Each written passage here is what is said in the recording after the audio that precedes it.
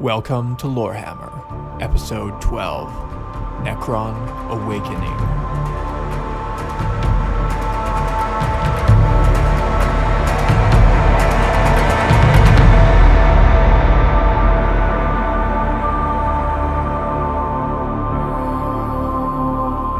Welcome back to Lorehammer. My name is Eric. And I'm Mark. This is Jordan.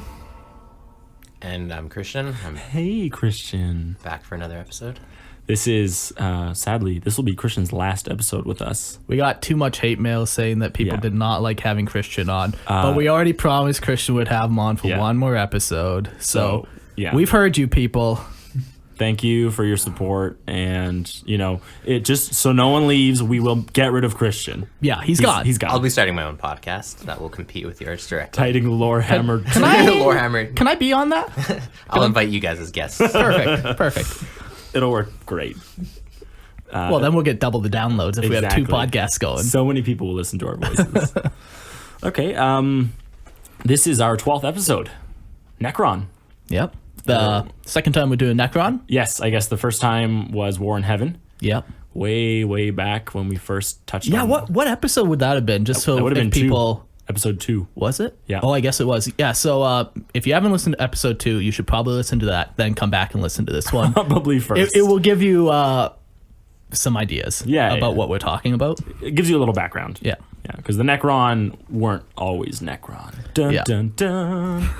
So, there's that. But we're not touching on that today. Today we're talking about after kind of humanity is making contact with Necron. Yeah, we're talking about the Necron reawakening. Yeah, the awakening. I guess would imply that they've already done it once before. I mean, I'm sure at some point a Necron has lied down and had a nap and woken. Well, not if they're all metal bodies. Why would you need to nap? I don't know. So it's all just for wrong. phasing. This is all wrong. Maybe they've metaphorically awoken. And They had like a mentally had transcend- like Yeah. maybe We want to kill everything. maybe the Necron are hashtag woke. Oh my god. I'm glad you're here, Jordan. You bring not 40K into our 40K podcast, so it's good. It stretches me. You know? Yeah. There's only two things I know, Yeah. and that's pleasuring women Yeah. and 40K. And let me tell you, you're only good at one of those. Yeah. Oh, yeah. It's not 40K. Oh, your wife tells me Eric everything. would know. Yeah. Well, we all live together. I have a history. Oh. You know? You don't even know me. You don't know my story. Oh, okay. All right. A quick add to episode 11 was the Tau skin flaps. That when we were listening to the episode, it was there was a little bit of emotion evolved in that when we were talking about that one. Mark and I. So I've prepared a written apology for you guys. Yeah. I deeply apologize to all the fans that I was wrong for the first time. It will be the last time, I promise you. Tau, they have skin flaps. Yeah. I thought they used wooden constructs, but apparently they have skin flaps. How tough was that for you to say? Sorry. Reading off the paper? Reading, that was it the was hardest very part. tough. I can't read. Yeah, I was so waiting for you to say that. I can't read. There we go. So we did go back and looked at a little more because I was very curious, and especially since we never fully knew if it was like skin flaps or if it was actual wings but yeah, they definitely have like a squirrel suit. Yeah. Or had. Like the air cast. I think, yeah. I'm assuming at this point it's gone. Yeah. But back when they were in the mountain people. Yeah, and it was weird wrapping my brain around that. Yeah. Some interesting variances in the Tau. Yeah, that's all. Yeah, that's about everything for that. Right now, let's talk about something that's coming up Yeah. in the new year. Yeah, so we're getting close to being done kind of our outline of the universe. And in the new year, we're going to be changing up like the way our podcast kind of functions, and we're bringing in new segments. And right now, like the way we do our episodes is going to change a little bit, like the topic content itself, but it's still going to be good. And it's going to be something that we more enjoy doing.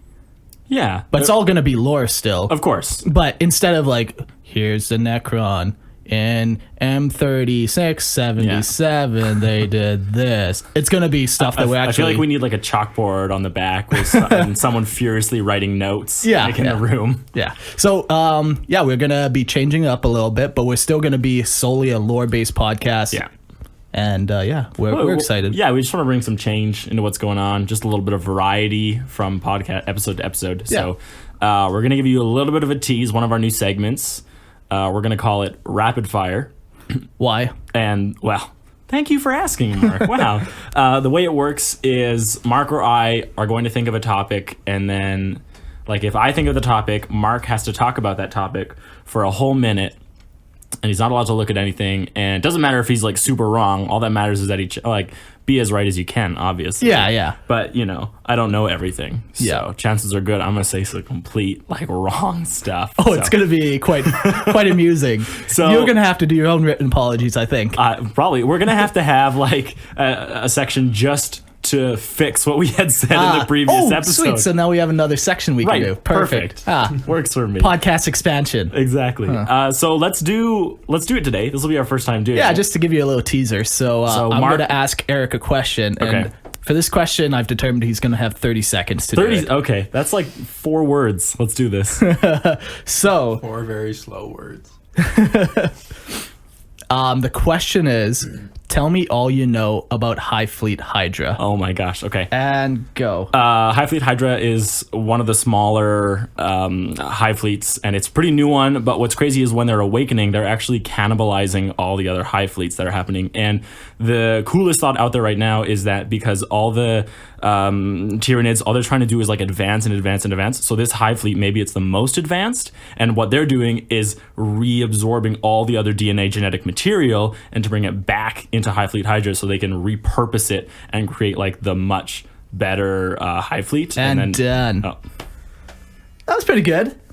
30 seconds was all right. See, I gave you a nice For softball. repeating words. There. It's like when you're sending an essay and you're just like Yeah, adding all it's the going to work adjectives. out. Well, that's why I didn't want to do a whole minute, because I'm like, you can... Well, High Fleet Hydra, it's pretty like little well known. Whoa. Are you expanding on your thought? No, You had I'm just 30 It's over. I gave you 30 seconds, Eric. That was it. And now you're being greedy and you want to talk more about it. There's not as much about it as I wish there was, but That's going to change. Yeah, exactly. With So. the release of the Tyranid Codex coming out pretty quick here, they're doing 7 fleets. Yeah. And like that's what they're releasing rules and like command points and structures for. So Hydra will be one of them. Yeah. And that is going to be pretty cool because it is a pretty standalone High Fleet. Yeah. Yeah. Very unique. Pretty unique. Okay. So that was a little taste of rapid fire for you. I feel like my lips hurt now. Yeah. Can we do it in a rap? Every other sentence has to rhyme.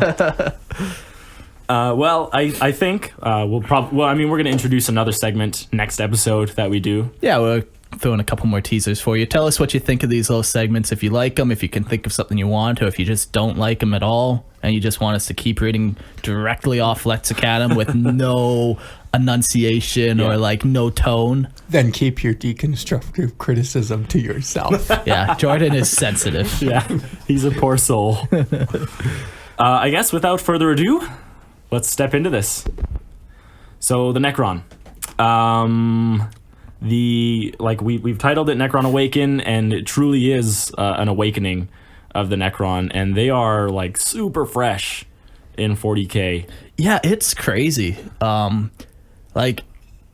the date when the Imperium had their first contact. Imperium first contact was 897 M41. Oh yeah, and there's a contact before that. Right, yeah. there is. But that's Imperium first contact with the Necron, which is 103 years before 999 M41.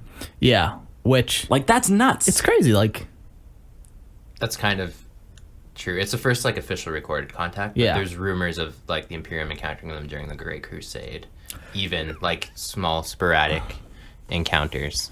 yeah, there might And be. they were but- never like really recorded. no, but this is when the Imperium... the first official recorded Yes. contact. Yeah, and that's all I'm probably when they saying. encountered them during the Great Yeah, Crusade, they it even would have say been it's just like- more no, like they think it's just purging a Xenos. Yeah. purging a tomb world more so than like an actual Yeah, and even when the engagement. beast arises, there's rumors of one being contacted as well. Like I said, it's like in the background. No one Yeah. knows what they are. But Right, exactly. But it's crazy to think that like they're only like 150 years old. Right. Like, in the galaxy. Because they've been around like almost just as long. No, they've been around longer than the Eldar. Yeah, they have been. They're the oldest living race. Well, if you call that life. Yeah. Is it really living? Well, it's called living metal, you jerk.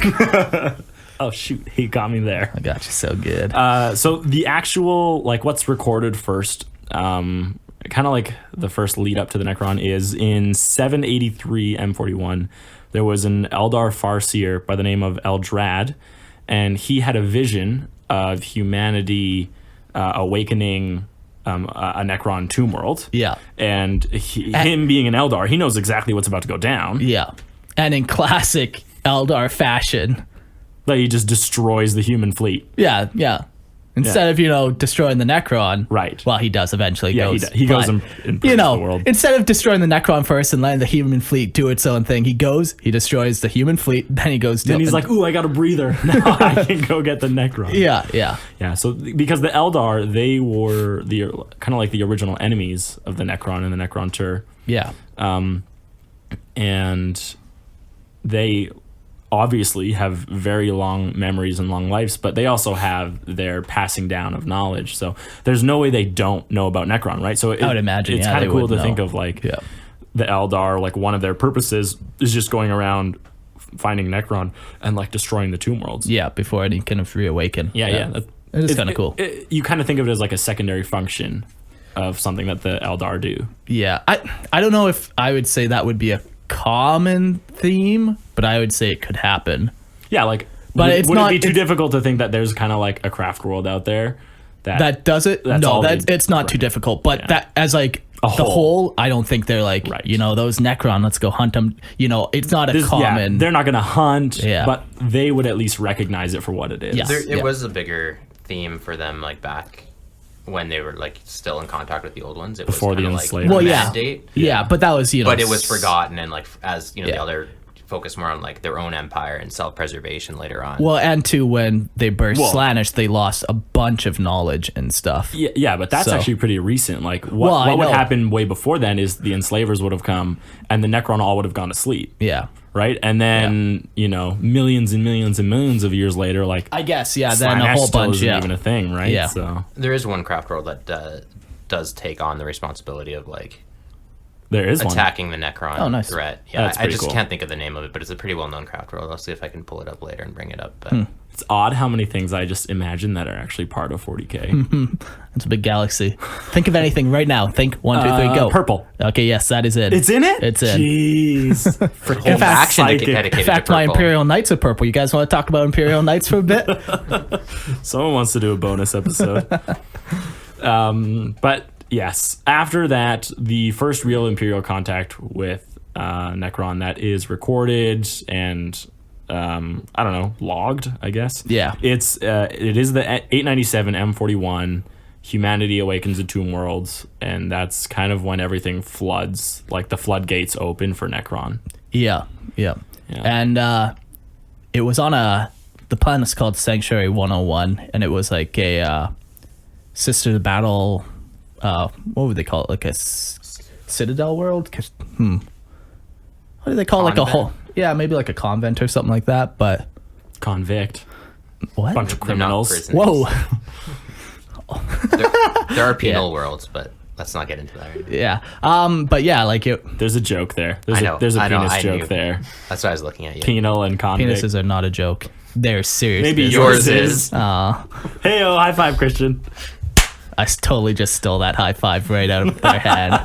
I reached over the table and got it from them. Okay. But yeah, so that's when their first contact, and after that, you can imagine that like each year another world, and then another tomb world happened, and another one, and it's not like in a little area either. It's galaxy wide. Right. That like over the next 100 years, till kind of like current events. Yeah. Well, they're just awakening, right? Yeah. And they're trying to reclaim the empire that they had. Yeah. So there is two potential ways that we kind of saw Necron worlds would awaken, and one is some of them just like their time comes up, kind of like a cryo, like there's a timer. Yep. Yeah. Somebody set that like egg egg dial. No, that's exactly what Yeah. I'm thinking. There's like a bunch of tombs with like frozen warriors. Yeah. And then like the image pans to a little egg timer on the clock and it just goes brrrr, and then the eyes all of a sudden just all open Yeah, at the same in a very time. comical fashion. Right, you no, know? exactly. Not fully. Not as death driven. Yes, exactly. That's what I'm trying I to totally say. had that. Horrifying. Horrifying as it actually No, I would totally be. had that thought. And like a tomb spider just comes and like clicks off the egg timer.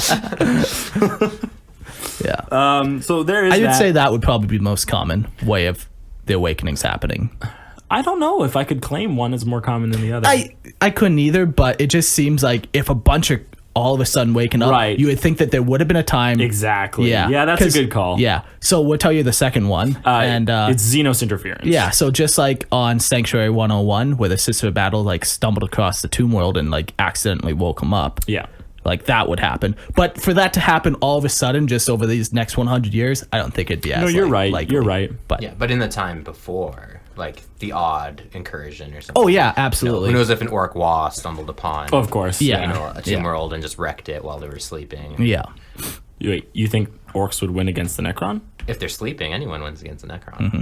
Tell that to the tomb spider that can literally phase through concrete. It like this thing will swim through rock. You can do anything with enough bodies, Eric. You can't touch it. Anyways, that doesn't matter. We'll talk about that later.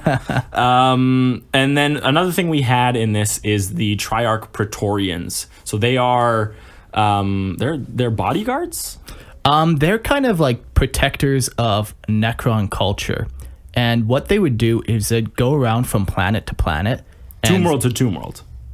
Not necessarily. Well, yeah, Yes, tomb world. they were I tomb guess they worlds. would mostly be tomb worlds. Yeah. But like a tomb world can have a Xenos population on it, Right, because without the tomb even worlds are like underground. yeah, without even being aware of the tomb world below. And these tetrarchs would set themselves up on the planet as like what tetrarchs? It's Triarch. These Tetris would go set themselves up on the planet and set themselves up as like gods to be worshipped. Yeah, which is a little crazy to And think about. yeah, but like so you go to some like stone tool culture and you like show up in your living metal body and nothing can hurt you. Like they Yeah. would probably end up Of worshiping course, you. like it is a god. Yeah. And it would really it would be twofold. It would be so that when the Necron fully awakened, they would have a bunch of servants. So that's one thing. And also it was a way to keep the Necron culture alive. Yeah. Like they would instill like their codes and their ethics upon these like different Xenos races.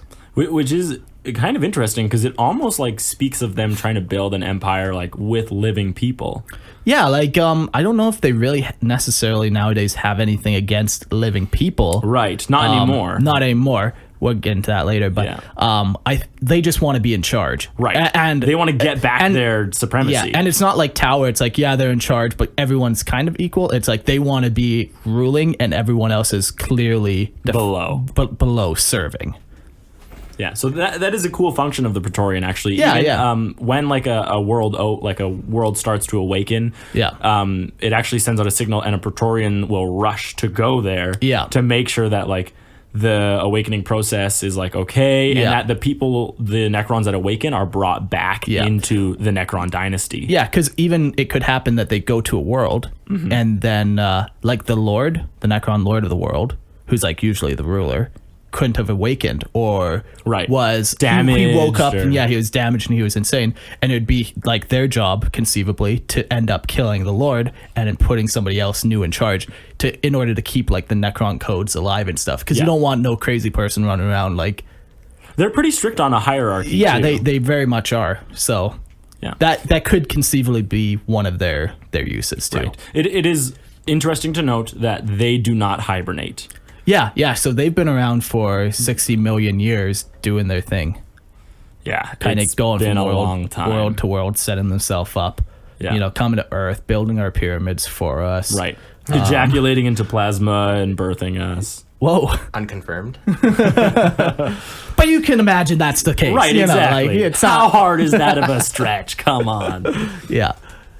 Yeah, when you did your kill team, Yeah. you used 5 or 6 of these guys as kind of your kill team. Right. Because it just makes sense that they're wandering the galaxy, kind of doing like their own Yeah. unique goal. No, it totally is. And like Yeah. all they do is like they go together and then they just like, oh crap, they find some people, they destroy them now, because they're also really mobile. Yeah. They had like the jump packs and like the spears of light. Staffs of life. Staffs of light. Yeah, I think that makes sense. I think staffs, but no, they were pretty cool, pretty fun to do. Yeah, I enjoyed playing them. No, I don't enjoy playing you though. So. Oh, I just hate man. Overwatch. It's the worst. Come on, I maybe killed one Necron ever with Overwatch. Yeah, that armor save is great. And feel no pain. And feel no pain. Yeah. Yeah. And then like the come back to life rule. Oh, I guess they had that as well. They as did. those. Yeah, like Oof. the repair. Oh, Yeah. yeah, you complained about a little Overwatch, eh? Yeah, because you didn't even have to roll to hit when you had flamers. Yeah, good times. Life is fun. Not a isn't good it? time. So that's kind of like where the Necron, each one is coming from, and they're all coming from Tomb Worlds. They're all awakening, Yeah. except for these guys. Yeah, so let's talk a little bit about the actual Tomb World facility, and then we'll talk about the inhabitants inside the Tomb World. Yeah, so it is underground. Yeah. All of the pictures that you see, it courses with like a green energy. Yeah. Think like it definitely has like an Egyptian flair to it. Yeah. But more of like an obelisk and less of like a glyph, even though they do use glyphs. Yeah. But it's like a lot of green light running through areas like long hallways that would just stretch, like with crypts and like. Yeah, you can imagine just each wall is lined with like thousands of Necron Right, warriors, and it's like exactly. 10 miles long, where just each side is just lined with warriors, and then you got little like scarabs or tube spiders going Right. around, keeping all the minor like systems running. Yeah, exactly. Someone has to care for it, or if there's a malfunction in one of like the technologies, someone has to take care of Yeah. it. So that's what they have, these like little animals that they've built out of like metal, and they run around and they make sure everything in the facility is running smoothly. Yeah. Those things are AIs, just as a question, like tomb spiders and Yes. things like that. Yeah. So they're fully artificial I constructs. I don't know if I don't know would if they be- have personality. Yeah.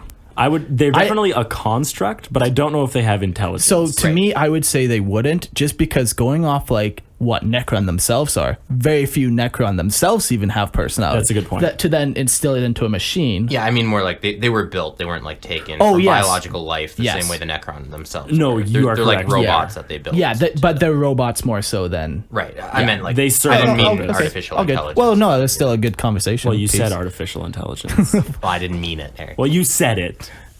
This is why he's getting booted. I know, because he So It argumentative. doesn't rub us the right way. You know what I mean? He doesn't Yeah, rub. not like your touches, eh? No, mine are nice. It touches Mine are wanted. No. Tomb Worlds, just to add on to that, they're like classified under three kind of major classifications. There's like the Crown Worlds, which are like the political centers when the Necron Empire existed back in the day. Sure. Were kind of like the hubs of power. So like Okay. that's where your lords and things would live, and like that's where the major population centers and stuff would be. Okay. Then you have secondary worlds. Sorry, am I talking too far away from the mic, Jordan? Yes, you need to be. Okay. Direct. You want to be able to stick your tongue out. Yeah, and be able to touch the mic with your tongue. Yeah. The more water you get inside the mic, the better, I've been told. Not even that, just be very direct. So Or just say nothing. Crone Worlds? Crown Worlds or Crone Worlds? I Crone. don't- Crown. Oh, Crown Crown World. Worlds. Okay, that's kind of cool. I didn't know didn't. that. I would have assumed that the Lord would be on his planet already, because a Lord would rule a planet. Yeah. They did have courts though. Yeah. They did have like Well, and Necron- not all lords are. Necronite or Necronian. What, like, as the race as a whole? What are you saying? Yeah, like how would you describe like? Oh, you would just say, look at those Necrons. Yes. Okay, that was a dumb question. But we can write to Games Workshop and get some actual clarification. Right, absolutely. I think we should. Yeah.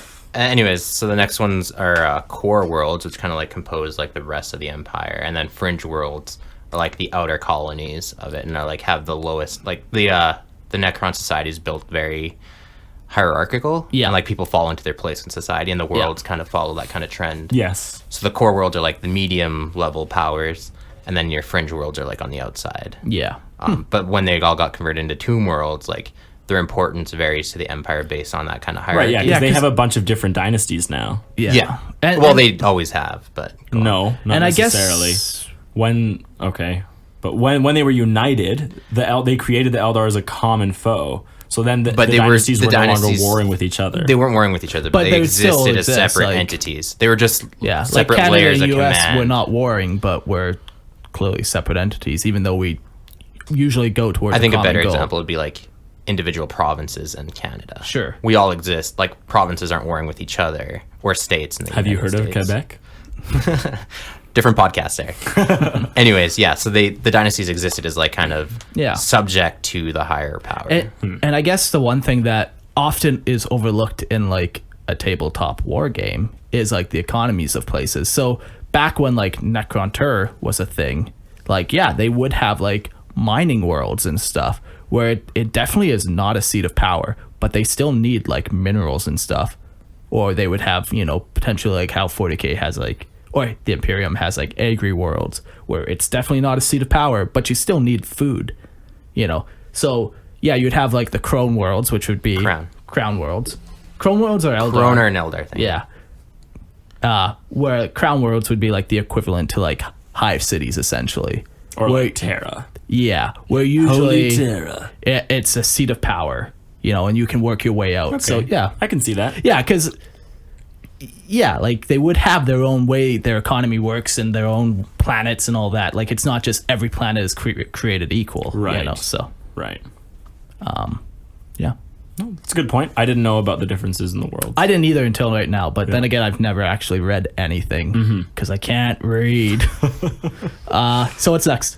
Next is Necron Courts and actually how it works from top to bottom. Yeah, so at the very front of any world is a Necron Lord. He's in charge. But there are people in power even above him, depending on how big of a dynasty you have. Right. So at the very top of the dynasty, you usually have what's called, you have Cesaric.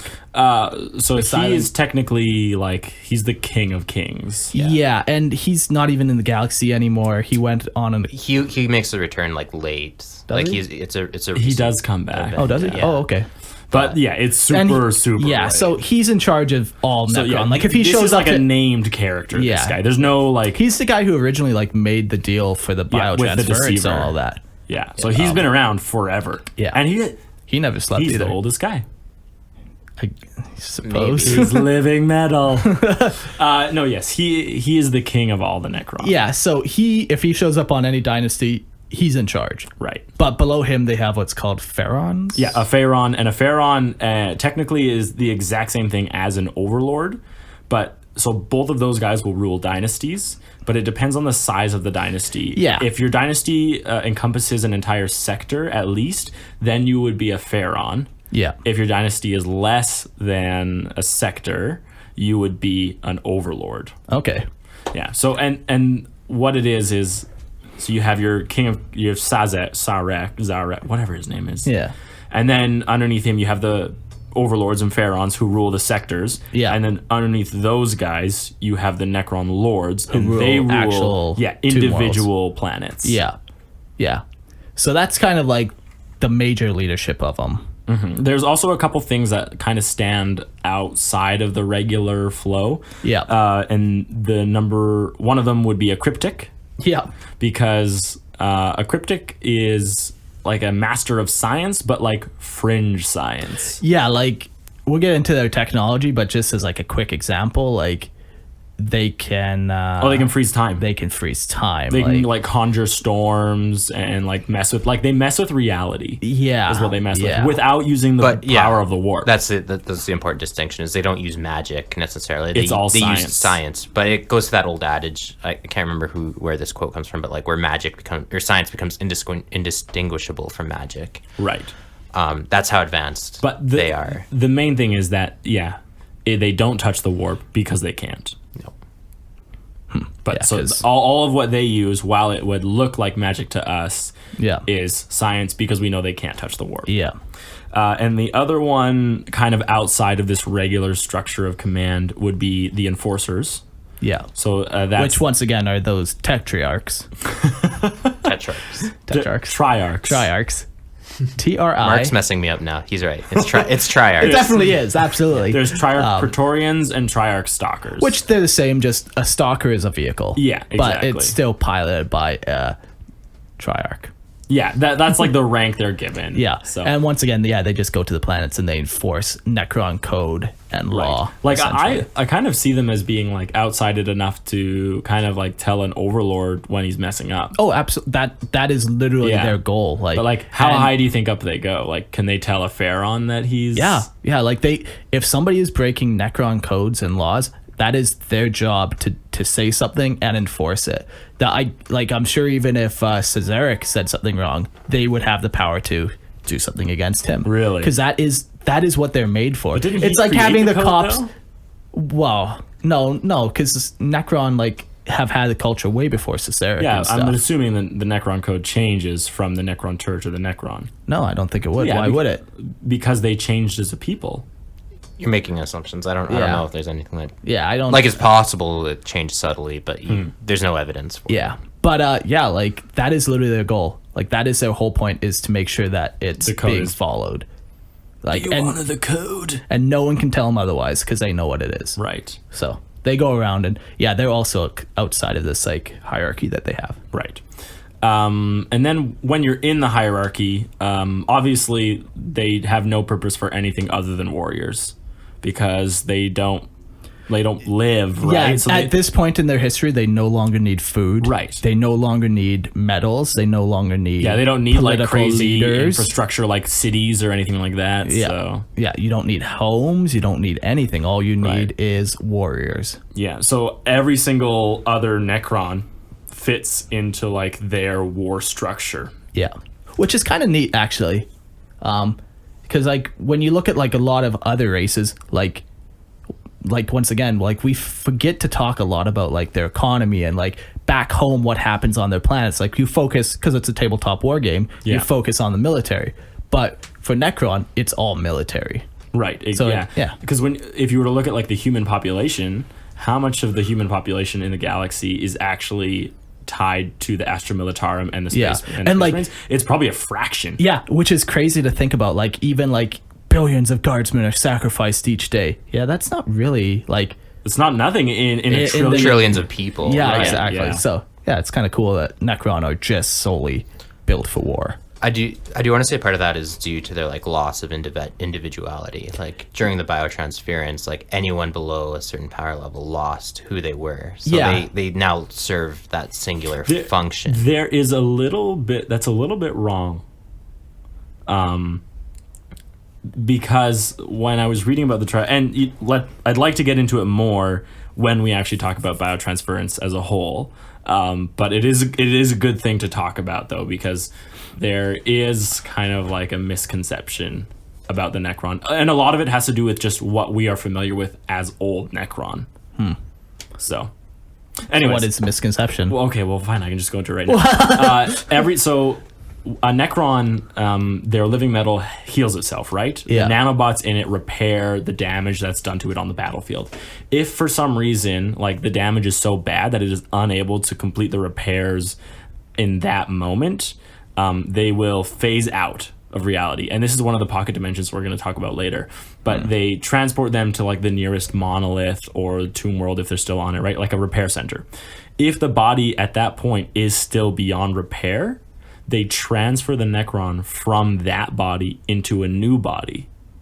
And it's described as in this process, over the hundreds of times that you transfer yourself, you start to lose your personality. Yeah. So there are even a couple of lords that have started to lose their personality. due to But that would tell But- me that, like, because a lord isn't losing their body hundreds of times. It's the normal Necron warrior that's actually doing this transfer hundreds and hundreds of times. And that would tell me that they do keep some of what they have. Yeah, I think the question is, I guess, the level of free will, let's say. So Yeah, because there are different, going into it, there are different initial starting points of level that like of independence that yeah, you have. and the higher you were on like the Necron power hierarchy, you had more free will as an individual versus like the bottom tiers. Right. So like the basic warrior. Okay, yeah. Let's keep going though with like our Necron people. Yeah, because this will kind of we can devolve further this. answer questions. So the next one we're going to talk about is the dynastic legions. Oh, and a Necron, like they don't have an empire, they have dynasties. Yeah. So like they're not unite. So they're not united as a race entirely. Not yet. But I'm sure it's very rare that dynasties will actually fight each other. Yeah, not it happens. It will happen, but it's not like orcs where it's like if an orc sees an orc, he don't give a fuck. He's just gonna gonna beat the crap out of Yeah, like you know what I mean? Yeah. Where sure they're not all working They more together. share a purpose. Yeah. Yeah. But yes, so they have dynasties, and they are separate, and each of them is ruled by the pharaoh. Yeah. So in their legions, their dynastic legions, the first thing we have are lich guards. And these would be the bodyguards and emissaries to lords, and they actually retain a lot of their personality because they also function as battle strategists and lieutenants. Yeah, so these guys during the original transference would have been, like we said, like they would have been like military generals or even potentially politicians from Right. the original Necron Someone turn. in power. Someone in power whose personality you want to be able to keep, or Yeah. who is super intelligent who you want to be able to keep. Just worthy, right? Yeah. So underneath them, you would have the immortals. And the Immortals were the original army of the Necron. So Immortals have not full personality, but they do have partial personality. Anything that has to do with more like military initiative, like they're able to free think in a military environment. They're not out there drawing Right. paintings or anything, but They in a can make military decisions on the environment. battlefield. Exactly. Yeah, that's what I'm trying to say. So that's Immortals. They were the original Necron warrior army. cast. Yeah. Warrior cast. Warrior cast. They were the Necron army. Yeah. And then you have the lowest of the low of the regular Necron, and they are the warriors. And like kind of the immovable army that we know today, just like the regular guys. But Yeah. what's crazy to think is that they're just civilians. Yeah, they were originally the civilians. So that's why there's the most of them, because there's... Yeah. Makes sense. Yeah. Yeah, they would have been those miners and farmers Yeah. that you were talking about Yeah. before. Yeah. And these ones are completely like mindless. Like they take orders completely. They have no personality. I think there's a reason around that, and I want to talk about it later. But I do think they, in this sure. new I don't- era yeah. of Necron, like I do see them retaining something. Regardless, it's like the lowest level of it. Yes, Yeah. it doesn't matter. Be it They have no nothing power. or the And smallest what they, sliver of it. and what they do retain is so minor, if they do even retain anything. I like to think of one like they're standing in a line, and one of them just like points and is like, "Bird." Yeah, like that would literally be the level of it. Or like, you know, if there's two chairs in a room and the guy originally liked the color blue, he would go sit in the blue chair over the red chair. Don't talk about the blue chair. Like it, the personality that they would have would be is so very slim. minor. Yeah. that it's, Beyond to their personality as well, they also have the lowest quality metal bodies compared to the other bodies. yeah, It's not as like advanced as like the lords or like even the immortals. yeah, and they bodies. aren't given as good as like war gear and stuff. Like, Yeah, they're the Is there really a bottom difference level. between living metal? Like, Well, what does that Like the really- capabilities of what your body yeah. is. So like if you look at has. the models, like the higher up you get, the more like heavily armored they look. So like. Okay, I can see that. Like, I can see the difference, in, but in tabletop, it doesn't have yeah. any in play. terms just of like be- protection, you're Yeah. fine. Even I think there's something written about its functionality. It's not as like smoothly functioning as Really, you others. think it's a little like herky jerky? Yeah, like essentially that. I don't know how true that is. I don't know if I'm digging this out of like my mind or if it was actually written somewhere. Yeah, I didn't read it, but it would be I interesting. could see it. Like, Yeah. Living metal, like I can't. I know, but like all cars are made out of the same essential substances, but they don't operate the same way. Like a Ferrari doesn't run the same way as like a Volkswagen, right? Yeah, but they're not made by the same people. But they have the same materials I think I can making agree them. with You Christian, see what though, I mean? Like, yeah. Like performance. You don't let's give say. a peasant a Ferrari vehicle. Exactly. Like- It's performance But of the vehicle, performance of the body.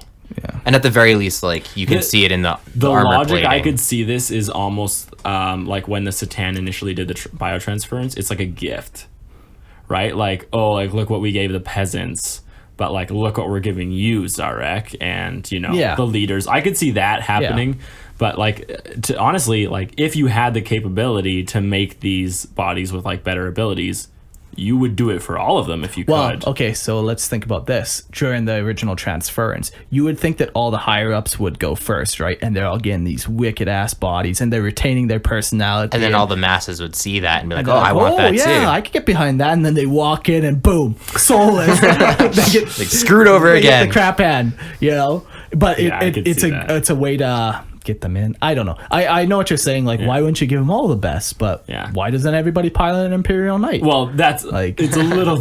They're not the okay. you know. I did not expect you to go there, but I'm not surprised. No, I'll Right. sneak them in any chance I got. So there are as well other Necron army models. You know, there's destroyers and stuff, but Flayed ones. yeah, like, we'll get they into kind them of in a bit. fit in like other areas, but Yeah. they're all still members of like the original like population of the Yeah. Necron tour. What would come after that is like what they call war crypts. Sorry, war crypts. Do we want to talk about like all the other actual Necron before we talk about like? Oh, you just want to name them? No, like get into detail. Like we can talk about like the death masks and all that, No, and then we'll those circle around. come later. Those come later, Mark. We're talking about them. So death masks, Marks. mark. Death death marks. marks. Death mark guilds. They served originally as like assassins and like. So nowadays Yeah, they serve hot a lot. shots. Yeah. Yeah, so they are like the Necron assassin, but what makes them cool is the fact that they actually have the science to reside inside pocket dimensions. Yeah, and that's pretty wild. Yeah, Which and- is a feature that'll come up frequently in Necron yeah, technology. but it is actually Yeah. different than phasing because like a phased Necron you can still like see, but like a pocket dimension it exists outside of our reality, but they can still see our reality. So a lot of I guess. a couple quotes that I was seeing is that, you know, oh, like we never saw them arrive and you know, they just appeared out of nowhere and how did they get here so fast when in reality They were there the whole time. exactly no, like they would just like sit and wait in their pocket dimension for the opportune moment, step out and bam, you're dead. They also do something odd, which I don't know why they do this, but They do it for tabletop reasons. yeah, That's all. They mark their targets with a green halo. Yeah. But if you're gonna mark your target, Yeah, if you can shoot, mark them with a, why are you Just not shoot just 'em. shooting them? But the only thing I could say to counter that, so you mark a Land Raider. Yeah. That guy does not have the ability to blow Gauss up a- weapons can destroy a Land Raider. Okay, with Molecule by molecule. You got me there, you son of a bitch. That would be the I only could see thing. that. Like, I could see You're that. marking Warlord That's what Titans, that's what but- like our humans do. Sure, Like yeah. nowadays. That's what Tau do. Marker lights. Yeah, tower dumb though. But like these guys originally would have come from when the Dynasties during the Yeah, Necron they were turn. warring with each other. They were warring each other. They would rely heavily on these like super marksman assassins, and so they get their own special transfer. Their guns are sweet too. They're called synaptic rifles, I think. And like I don't know what that means, but it sounds It's a cool. word. Yeah, and the sounds guns like it destroys their minds. and the gun. does, If I yeah. had to guess. The gun itself is like super long. It's pretty cool. Yeah, so they kind of fall outside of like the The regular army. regular. list, Yeah. Another one would be the flayed ones, and they fall way outside. They definitely fall. They're even outside. fall outside of Necron society. Yeah, because Yeah. Necron themselves don't like flayed ones. So tell us about flayed ones. Describe them first in intimate detail. A flayed one it's a Necron he actually has like something wrong with his like programming because he's contracted a curse from one of the Satan when they shattered the Satan. Actually, that Satan was destroyed. It was the only Satan that they actually successfully destroyed. How did they do that?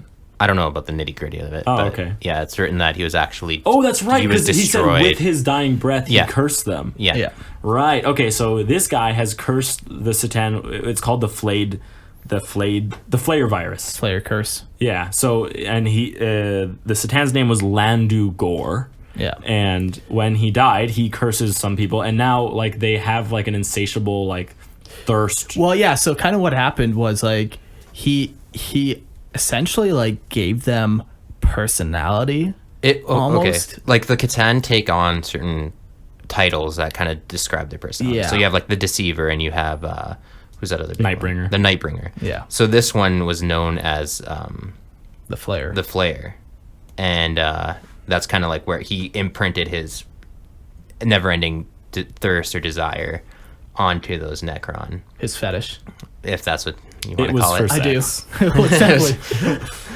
But yeah, what they do is when the Necron like they kill their victims and then they drape themselves in their flesh and they Yeah. like eat their organs. Yeah, and they But not actually like eat. No, they because they're do- robots. But they do. they do eat it, yes, but they're They not, don't digest it. Oh, sure, yeah, They but can't. they eat it. Their yeah. bodies can't. Yeah. They do it 'Cause, just like, for sex. For fun. Originally, like they were just given like the thirst for flesh, but over the millennia, it devolves into them just going crazy and eventually like draping themselves in flesh, and like their bodies, their living metal like, starts twist. to morph and Yeah. stuff and they are looked on by the rest of the Necron as like abominations. Yeah, the Necron essentially. like hate them, which is like if a flayed one shows up, yeah.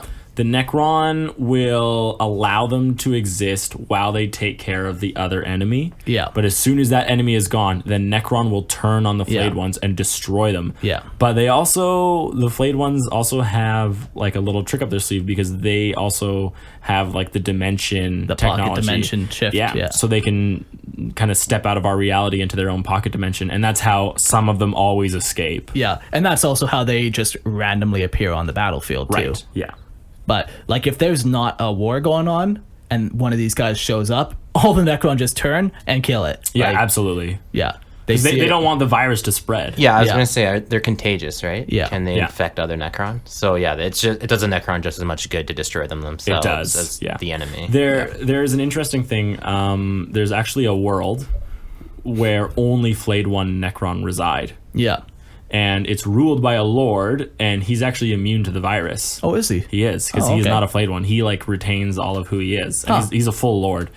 And every once in a while, he declares a time of bounty, Okay. and he sends all the flayed ones out to go kill everything and bring their bodies back. Oh, so he's just a normal guy, eh? He just wants all. I mean, he's not subject to the flayer I know what virus. you're saying. I'm just making a joke.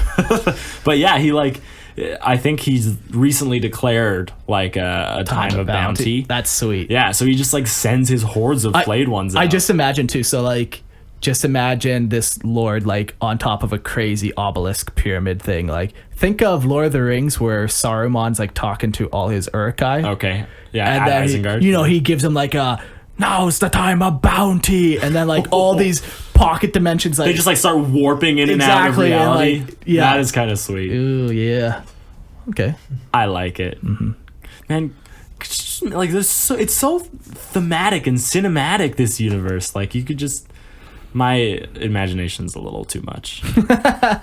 It's a little strong. My imagination's a little strong. But yeah, that's another one. And then do you want to do the enslaved ones right now?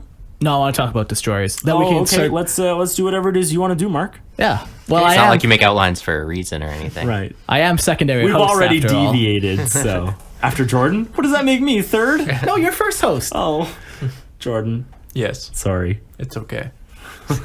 So, destroyers, the destroyer cult. These are Necron who, like, it's just like our computers. Like, over time, stuff just wears down and whatever. So these Necron have worn down to the point where all they want to do now is just destroy. Odd. Would not have seen that coming. And they go to the point of wanting to destroy that they replace parts of their bodies. So me and you were talking the other day, like, why did they do that? Like, Yeah. what's the point of giving them that hover jet? And it's because they only care to destroy nowadays. Like, so they don't care about having two legs, where lords care about it because then they can sit on awesome thrones, you know? Oh my god. I don't really like that reason. I never really liked the destroyers. I never did either. I found it always Yeah. odd, but I can kind of understand a little more than when we were talking the other day, where all they want now is just to destroy, where others are content to like rule or to They have you know, higher, spread the higher code. ambitions. Yeah. Right? Like exactly. they want to actually like spread the dynasty and grow and Yeah. everything. Yeah. And while they're not as looked down on as the flayed ones, nowhere near, they're still not really welcome or they're not like accepted. Well, it's hard to fit in a room of Necron when You got a hover body. Right, exactly. Yeah. Your body is the size Yeah. of a car. And yeah, they replace like arms with weapons and Yeah. stuff like that, and they really take their mechanical form to like its next level, like stepping full away potential. from their. Yeah, exactly. Which, it has its place, I guess, but I never really liked them. Yeah. You can totally see that they would be outcasts. Yeah. Yeah. You're outcasting them right now. Well, yeah. Mark, they're not full Necron. Haven't you learned, Eric, that 40K is a place of equality? I have not. You son of a bitch. So yeah, let's go now. Circle back to the cryptics, the vehicles, and then The we war can crypts. Yeah, war crypts. So War Crypts is the majority of kind of like heavy support and like the big Vehicles. Yeah, the big destroyer vehicles, because like they don't really need like combines or anything. So everything pours into like monoliths, and a couple of them are monoliths, which are like those massive floating pyramids that we know from way back in the day. Yeah, and they have like probably a. What would it be, like a pocket dimension? No, it wouldn't be a pocket. It would be a phase technology. Yes. Where they can just phase troops onto the battlefield. Right, exactly. Yeah. It's equivalent to the deep strike, but yes, they phase troops down, and then troops that are injured on the battlefield would phase up to this monolith, because inside it's where they would do repairs and stuff on them. They also have like their planes would fall into this category. Their annihilation barges, anything that's kind of a Doomsday vehicle. arcs. Yeah. Night scythes. Yeah, anything like that will fall kind of into like this category. Yeah, it's their vehicles, really. Yeah. And then the last thing we kind of already... One thing. Do you think like these vehicles are mostly piloted by like Necron warriors, like the civilians, by immortals? Do we, off the top of your head, do we know model-wise? I think just looking at the models, they're piloted by Necron. Well, definitely the barges, but like a monolith? No. Well, you can't see inside it. So right, well, how did... Like, that's what I would say. Like, no, there's no technically front-facing thing on it, so... My argument would be maybe because all Necron were made during the biotransference. Yeah. They never really talk about putting souls into machines, let's say, or not souls because they ate those, but like putting their consciousness into machines. Yeah. So I'd argue that maybe like all Necron inhabit the classic Necron looking body, obviously within variations. Yeah. So they wouldn't necessarily be integrated into their machines, which is why they would pilot them as a separate entity. Yeah. They definitely do pilot it. Yeah. Versus like, because like when you're talking machines, right, it makes sense just to implant an AI into the tank, and the tank is now the machine, right? It's not separate. Yeah. Like when you're talking in our terms, I know but what you're saying, in yeah. Necron terms, they didn't think that far ahead or didn't necessarily want to be made into a tank. They're told like, hey, you're getting cool metal bodies, not necessarily tanks and war machines, right? Yeah. So that's kind of my argument, that I think they're all piloted probably. Yeah, I'm pretty sure they all are. It's more just my question was more just who are they piloted by? Are they piloted by warriors? Are they piloted by immortals? Yeah, you think it's the warrior? Well, like everything else is too valuable an asset. Sure. Right? Like they'd rather... Yeah, if it gets destroyed, or it's better on the battlefield, like, Yeah, the wielding immortal the is weapon. better than a warrior, whereas like anyone can listen to the Lord's instructions and pilot the monolith where it goes, right? So Sure. Okay. Yeah. Cool. And then the final piece of the puzzle that really makes up like the Necron hierarchy is the canoptek constructs. Yeah. So we kind of touched on these before when we were talking about scarabs. So these are the little things that these are their robots. Yeah, they've created, but they are not real Necron. No, they weren't there. So a couple are Necron scarabs, which are basically like beetles, but probably the size of like a football. I'd say even a little bigger. Dog, small dog. Yeah, small dogs, cat type thing. A terrier. Sure. They're terriers. A lot less annoying though, unless they're gonna eat you. And they kind of just have like one would have a plasma cutter on its, not a plasma cutter, I guess it would be more of like a convert matter beamer thing. Yeah, there's like just anything to help repair or fix or with living metal. I'm sure even all you would need is maybe even like a little needle thing that you poke into a Necron and you inject more nanobots in, and then it helps repair. Exactly. So they're small, they're agile. There's a bunch of them. Yeah, there's so many of them. They're fast. They can get anywhere. So, my favorite one of all of these constructs is the tomb spider. that they have. I think you're talking. Are you talking the Forge World model? Is Like that it centipede? Forge World? Like that centipede? Yeah. That's not a Tomb Spider. Oh, Tomb Stalker. Sorry. Tomb Stalker. Yes, the spider is actually gross and ugly. And a spider. Yeah, it's As a spider. opposed to. Not a centipede. Yeah, the centipede. Yes. Did I write? What did I write? Words. I can't. Oh no, Eric can't read either.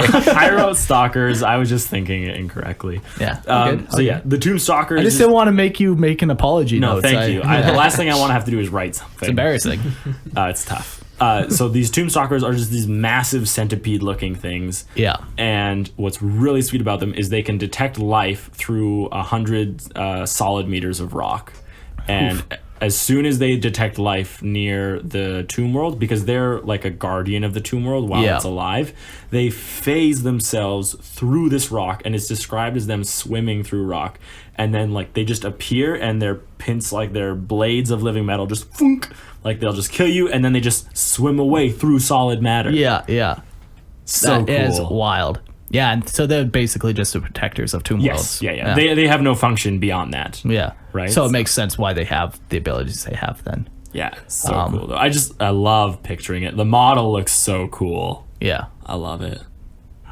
It is. It's like a giant centipede. Yeah, but But, it's like mechanical. and Yeah, and It's large. where the scarab, is like the size of a Russell Terrier. Yeah.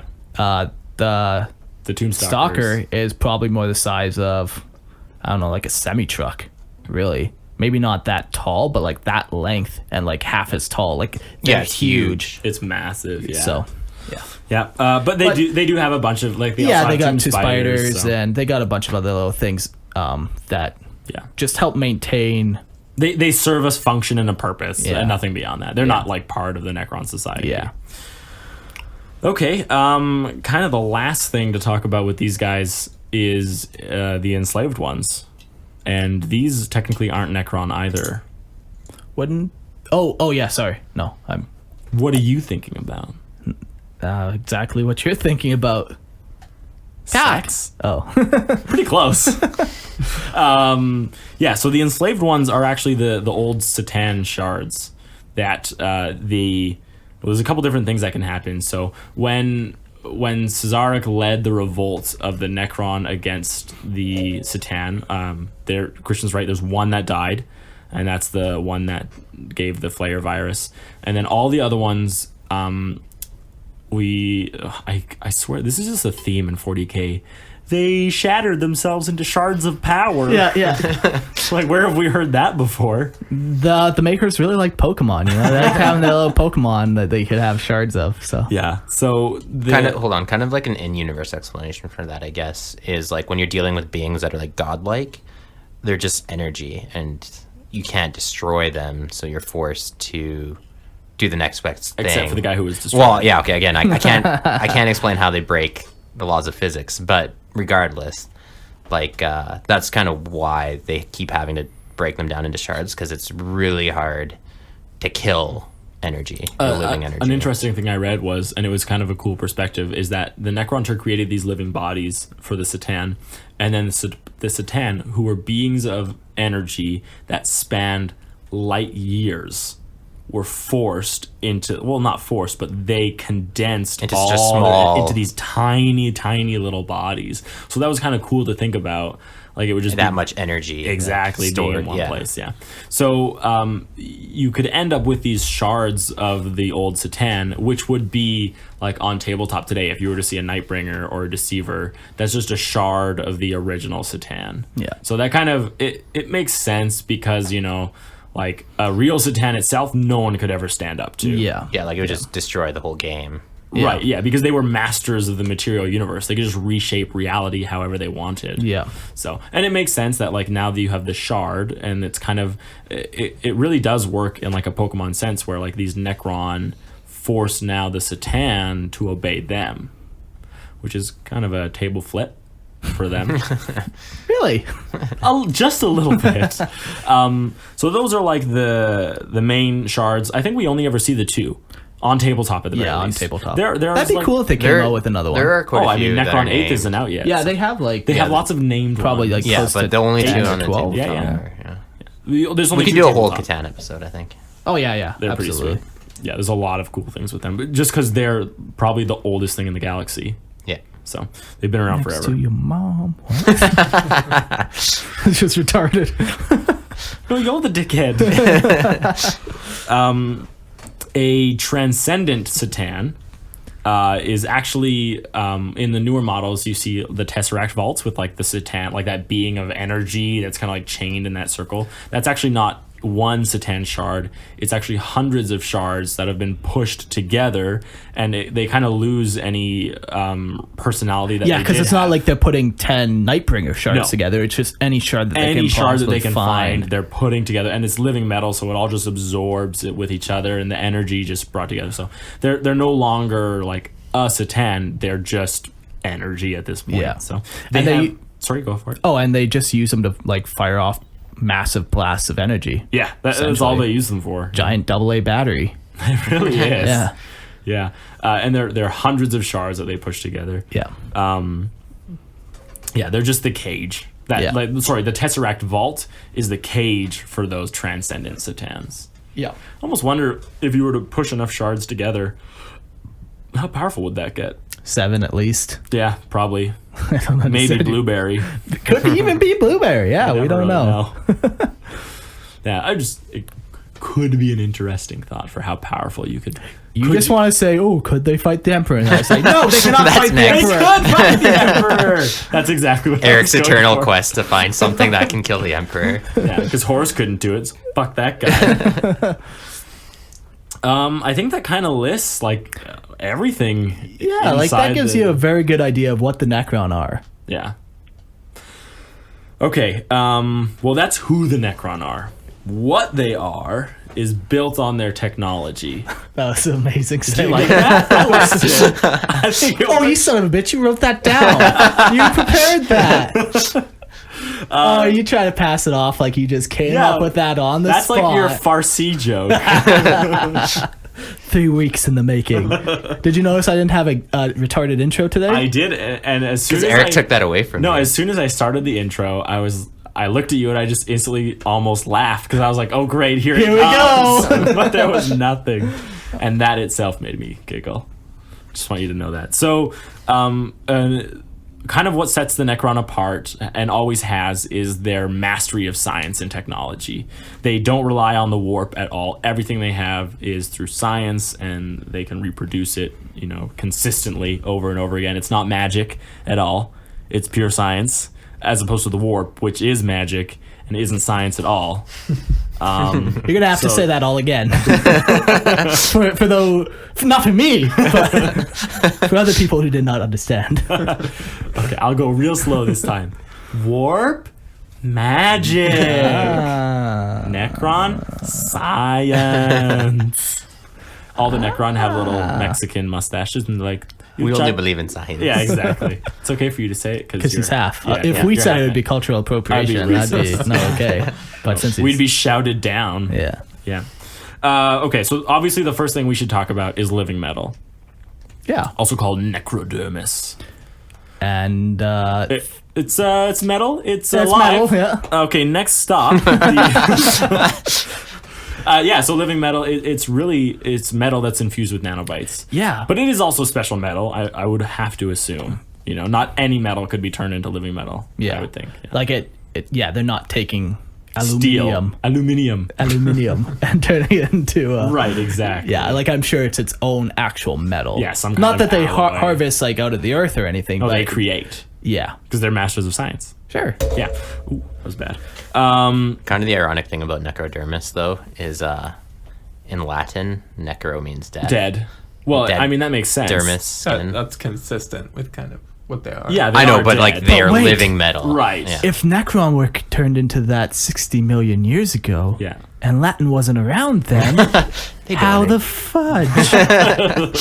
Necron are almost in a weird way like space zombies. No, they really They're are. space undead. Yeah, Yeah. essentially. They are like the skeletal, and when you look at like them, Yeah. they totally have that skeleton Yeah. undead warrior vibe. That's sort of their aesthetic almost. It like a couple years ago, back when like the Necron had their previous fluff, their story, they were much more that way Oh, than yeah. they are now. Yeah, and yeah. And you just gave away our whole Tales of the Warp. Now what are we going to talk about? We'll get back. Yeah, we'll talk a little more about it. But in the living metal, it can knit itself back from like a wound, as much of a wound as a skeleton can get. And with the flayed ones, they even had the ability to change their living metal into talons. So they can kind of do what the Satan do. Yeah, so I don't know how common that is, or if literally that's only a byproduct of the Flayer cult, and like just their twisted. Maybe twisted it's programming actually changes their own DNA. Yeah, like I don't see every Necron instantly being able to like phase and like, but it's some an can. Interesting one. Yeah, so. and it's programmable. Yeah, right, and that's why it makes complete sense. Yeah. Like maybe in the Flayer virus, like it's just written in the code that you have claws. Yeah, could be. So sure. And every Necron has it. All their ships are covered in it, and it's really cool because it just makes it sound like you see like this metal like knitting itself back together. Yeah. So I like to think of it has a very Terminator feel to it. Yeah, it was definitely based off. Yeah. Yeah. Like if you see when Terminator was released, and then you see when Necron were released, you're like, and how they look side by side. Really makes you wonder about GW's ethics and stealing. Not very good. Plagiarism. The next thing we should probably talk about as briefly as we want to is biotransference. Yeah, so that was the original process of taking them from a biological creature to a metal robot. A ribbit.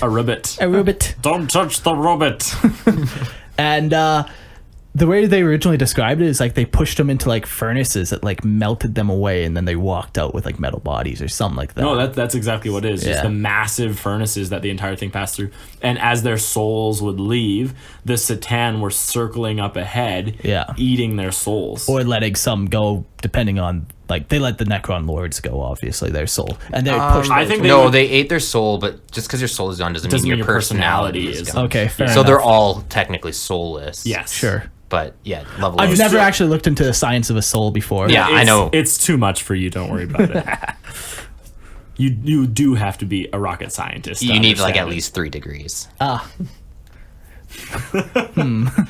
All in unrelated things, though.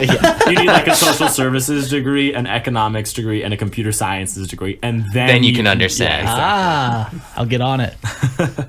So that was the biotransference. It was just like these massive furnaces, engines that just took away their life and souls and put them in these bodies. Yeah, but biotransference, you touched on a bit earlier, where it still does happen, where if a Necron is too badly wounded on the battlefield, it phases out back to the tomb world, and then its consciousness is put into a new robot's consciousness. Right, exactly. Or robot body. And then every time it does that, it loses a little more of itself. Let's talk about... Sorry, do you have more technology? Nope. Oh, yeah, I have lots more technology. Okay, keep going then. Gauss. Gauss? I don't know how to say it. I've heard it... Gauss? I've heard it as Gauss. I think Gauss is the actual official way. I hate it so much. I prefer Gauss. I think Gauss sounds cooler. Gauss, yeah. I think I've heard it Gauss. I've heard it all different ways. How many scientists have you talked to, Jordan? All of them. And they all agree. Jordan's the only one of those that has those 3 degrees, okay? Required for it. But it's called Gauss gas. Doesn't matter. Let's call it the G. The G. So their technology of the G in all their weapons. It's not good. No, it's great. It's G for great. And what it is, it actually flays like the thing it's shooting, like molecule by molecule. Yeah. And when I think about it, you know what this reminds me of? What? It's also what's described as when the Emperor kills Horus. Sure. Like, you're not drawing a line like the Emperor had Gauss technology, are you? Well, maybe he did. Oh, you... Heresy! No, but because a lot of times when you think of when Horus died at the hands of the Emperor, it's like irrevocable. Yeah. Like it's an utter destruction. There's no coming back from Yeah. it. And that's what Gauss does too. Like it literally just strips you of your entire being. Is it like atom by atom? Yeah. Yeah.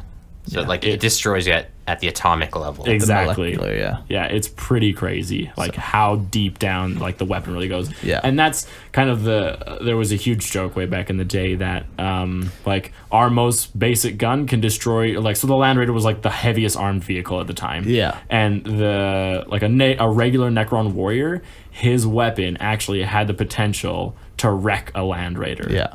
Which is hilarious. Well, nowadays you just need a las gun.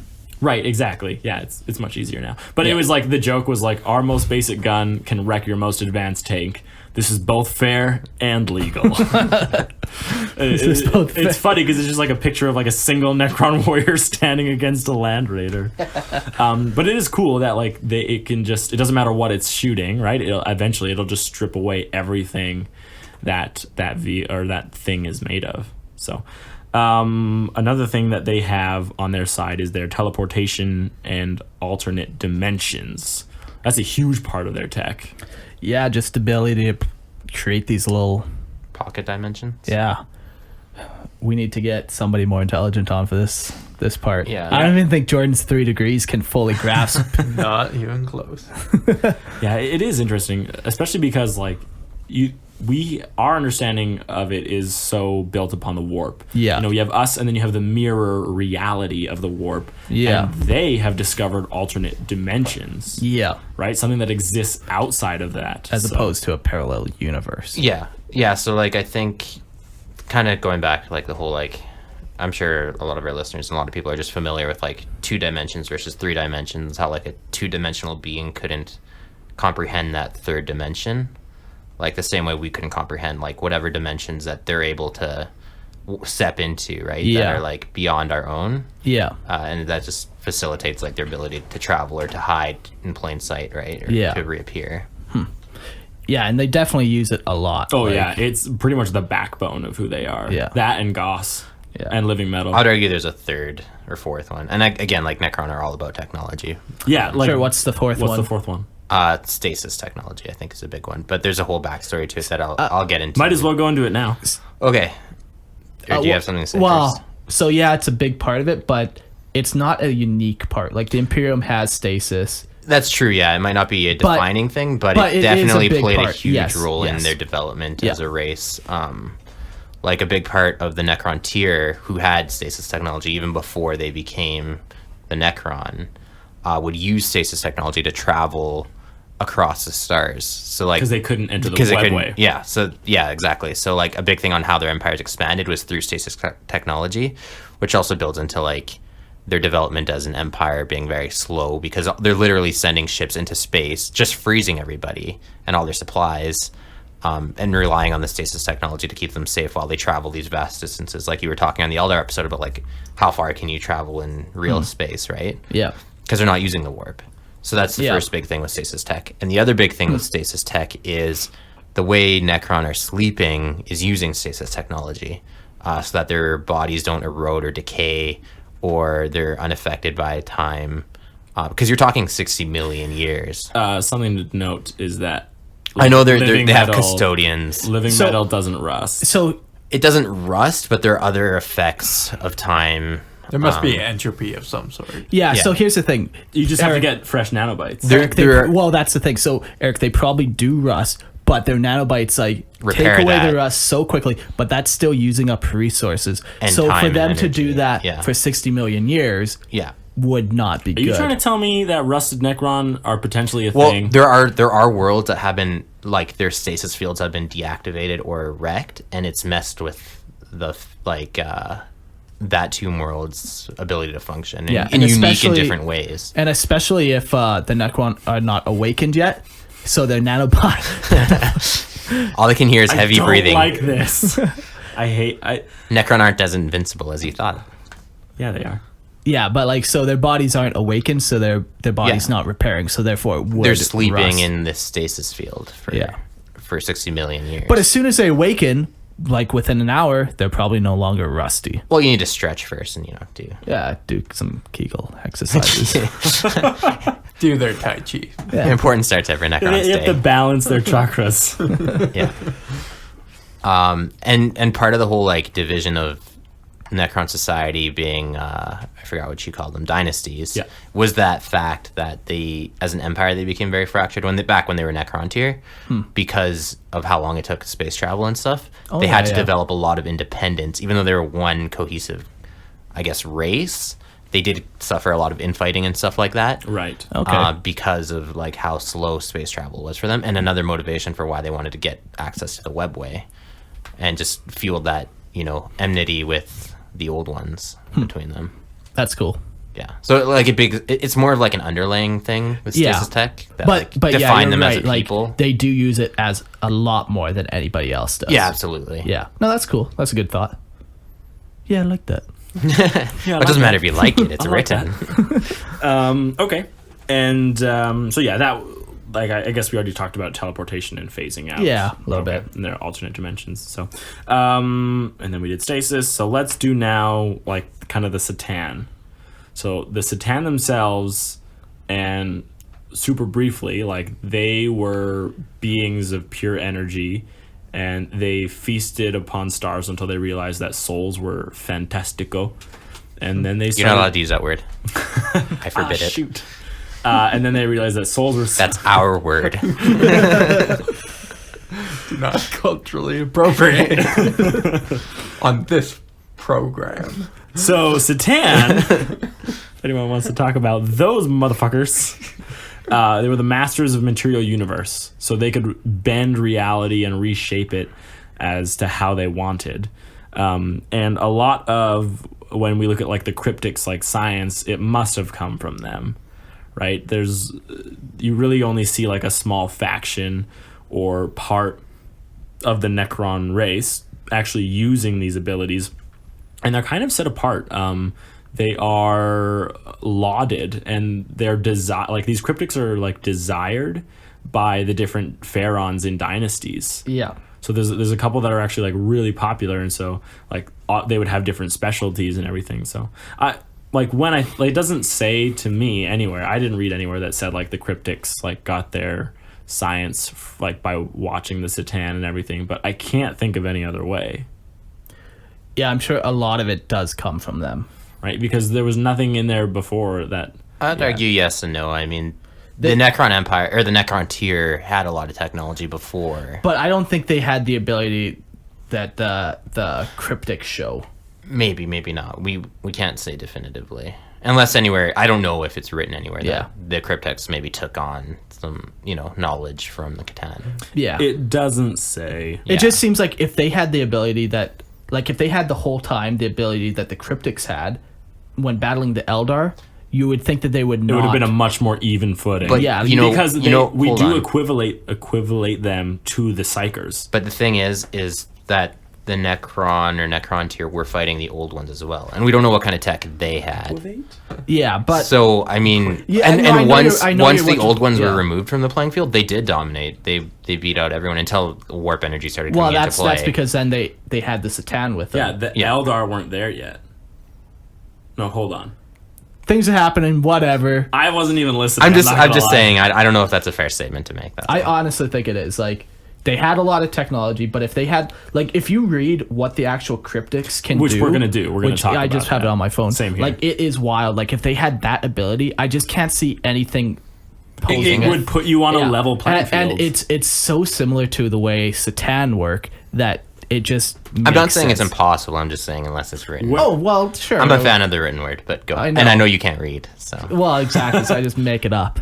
Yeah, so a couple like they're called techno sorcery. Yeah. And these are the disciplines of techno sorcery, and we're gonna go into this like pretty detailed just because it's pretty cool.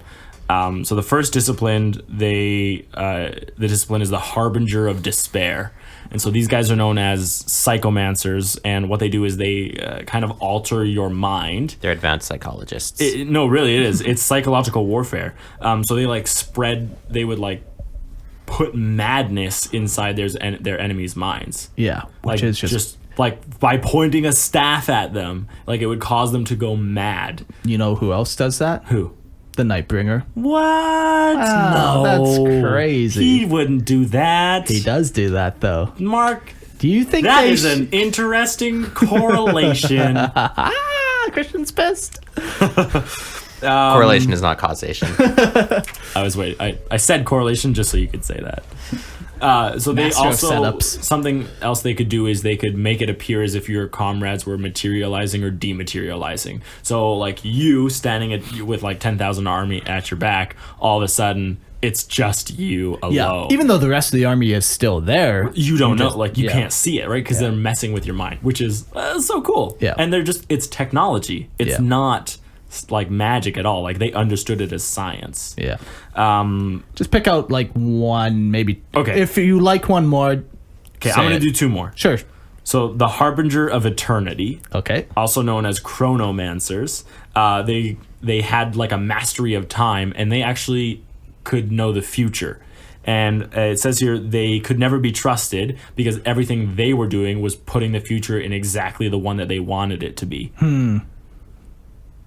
Sneaky bastards. Right? Like how can you fight that? Yeah. Right? And it's not a magic. Yeah. Like it's a consistent thing, right? Hold on, were they not trusted by their own kind as well? Is that what they're implying? I don't know.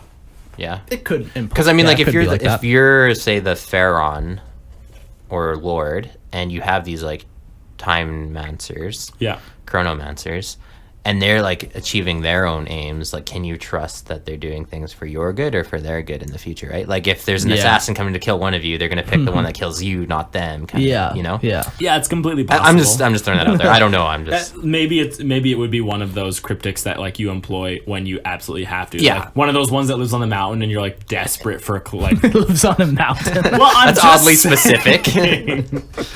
And then the last one I want to do is the Harbinger of the Storm. So these guys are called Ethermancers. Cool. And they would manipulate weather against their foes. So they could, one of their staffs called the Voltaic Staff would shoot lightning. And the Ether Crystal, it summons pressure waves and bolts of lightning to buffet their enemies. They could also call upon like lightning fields. And they were like green lightning fields to like protect their allies. That's cool. Like if you had this back in the day, like you really equate it to a lot of psychic powers. And Yeah. the reality is obviously that's what GW is trying to do with this. Yeah, and does anyone know, even in the audience, if Necron, these cryptics, do they function in the psychic phase? Oh, that's a good point. Like, I I never- haven't played 8th, and I've never Well, really... Necron aren't in 8th yet. Yeah, they are. Everyone, I guess everyone yeah, they has have it. that that. there. Yeah. They're But, and like, when you played Necron, these weren't a thing. No, they weren't. So, yeah, yeah. The Necron just didn't exist in the psychic phase, which was really nice because it made playing them super easy. yeah. So, yeah, somebody message us. Yeah. Do those storm guys? Do they make global warming happen? They could probably. Is that what's happening? Yeah, yeah. Maybe They they built the would just pyramids, and make now they're it- causing global warming. Yeah. Long So it is term a warfare. conspiracy. by the Necron. Yeah. Yeah, so that's kind of the end of technology for them. So that's like their super specialized technology. You guys want to hear something funny? 40K is not funny, Mark. So this just shows the caliber and the quality of the friends I keep. Get a message. Dude, I just got a crazy idea. I want to make a Carcharodon assault marine for my Death Watch squad. I read on someone made their Carcharodon bare-chested, and it got me thinking. Then he sends me a picture of a bunch of like bare-chested like torsos. Dudes? No, like miniatures, like torsos that he could use. And then he says, use this, knife down the chest with the left shoulder plate and put on the Death Watch plate. Then use Mark V helmet and Space Marine legs. Give him dual chain swords. He will be my macro assault Carcharodon. Thoughts? It's like a reverse Karn. Yeah, I guess. Right. So Jason, when you hear me and you're like, why isn't he responding? He normally has a 1 second response time. Now you know why it's taking me longer. Jason, we want to be his friends right now, okay? But that's the quality of my friends. At least they talk to you. Yeah. All my friends are sitting in this room right now. That's sad. Yeah. Let's talk about a couple of the notable characters of the Necron. Obviously, one we've name dropped a couple times is the Silent King himself. Yeah. This is the very first Necron. He actually made the deal with the Deceiver to put... Oh, this was something else I wanted to talk about. Dun, dun. No, it makes complete sense. It reminds me. Command... You are talking about it, so it all works out, I Command think. codes in the Necron. Oh, yeah. Right? Yes. Never heard of them. You're bullshit. You're lying. You're a lying, filthy liar. No, command codes. 'Cause Yeah. Think about it. You can retain as much personality as you want until the command code kicks in and you have to do what it says. Yeah. I remember these now. Right? Yeah, Yeah. because Cesaric... Do you want to just he give people a brief on what the command codes so are? when the Necron were first created, Cesaric had like the command codes to the Necron. Yeah. And he was controlling all of them, and they really were more like robots because they were just listening to the Satan, and the Satan were going on a never-ending war to wipe all life out of the galaxy. And then Cesaric realizes like, oh no, I made a terrible mistake, you know? And then he releases everyone from the command Not codes. yet. He first they go to the war with everybody else. Does he really? I Yeah. thought Once he everything, waits. like kind of when the dust settles, Yeah. and he's putting the Necron all to sleep. Oh. They've That's wreaked right. havoc on the galaxy. They've That's killed right. a lot Yeah. of people. So And he takes the command codes and he like and he leaves the destroys galaxy. them. Yeah. does he He destroy them? destroy them, I believe. Oh, yeah. okay. I believe. It would be so wrong. You're cool, making me though. question myself, It would but be I so cool believe if they're he still destroyed. had them though. Well, it kind of plays in like if you go through Zarik's story, if you want to tell it, and then I'll kind of go into where he's at now. Because he does return to the galaxy. Yeah, but like the only Just thing, finish your thoughts on the what I command more codes. meant Yeah. is that it makes sense to me that like you could have your personality and you could still be a mindless robot because as soon as your command codes kick in, like if you're Lord, you could have a personality and be like, I love the color blue, and as soon as your Lord Tells you to destroy all blue things. right? Exactly, like you would listen because that's what's written in your code. So it's like a hybrid of the two, right? Oddly specific code. This blue theme keeps coming up with you. A war on blue. Anyways, yeah, so with Zarek, I guess going into the whole transference and stuff, yeah, he makes a deal. He repents of what he's done. Like, a big thing with biotransference, too, I guess we forgot to mention, is people kind of lose their ability to, like, enjoy reality. And, like, turning everyone to mind slaves and things like that. Like, it removes, like, personality and the ability to feel. I'm pretty sure we've been talking about that for like an hour. Oh, I wasn't listening. Like they can't feel emotion or anything, right? They feel nothing. So he's like, you know, was immortality worth giving up my soul? Essentially, Yeah. I just mentally do this, but like I quit like Pirates of the Caribbean, the first one, where all the pirates could live forever, but they couldn't taste anything, they couldn't feel anything. Like life was so gray to them. I feel the same way as for the Necron. Yeah, that's on a more extreme level, right? So he's like, was it worth giving up everything to become immortal? Anyways, regardless, he does regret what he does. He puts all the Necron back to sleep. Damn it! It does say he destroyed them. Yeah, and then he destroys the command codes. So in essence, he releases like his slaves back. At the very least, you could argue for the overlords. Eric might argue for farther down the chain of command, but they regain their independence. And Zark goes into the void, so out of the galactic plane, where he wanders for 60 million years. It's a long time. So Yeah. he didn't really go that far, though, probably. In the grand scheme of things, he no. went 30 million years and, then like, turned oh, shit, I gotta go I back. forgot something. Did I leave the stove on? Anyways, comes back. actually, it does say why he comes back. And the thing I is he know why. runs into the Tyranids in the void. And then he's like, oh crap, I need to go back and tell people about this imminent threat. So that's kind of what he's up to now. So he's returned to the galaxy and he's on a quest to reunite the different pharaohs. And now again, because he destroyed the codes, he can't just automatically assume control. Now he actually has to go from pharaoh to pharaoh and like sway them to his cause, essentially. And he's building up a Necron force to really like target the Tyranids. They see them as a massive threat.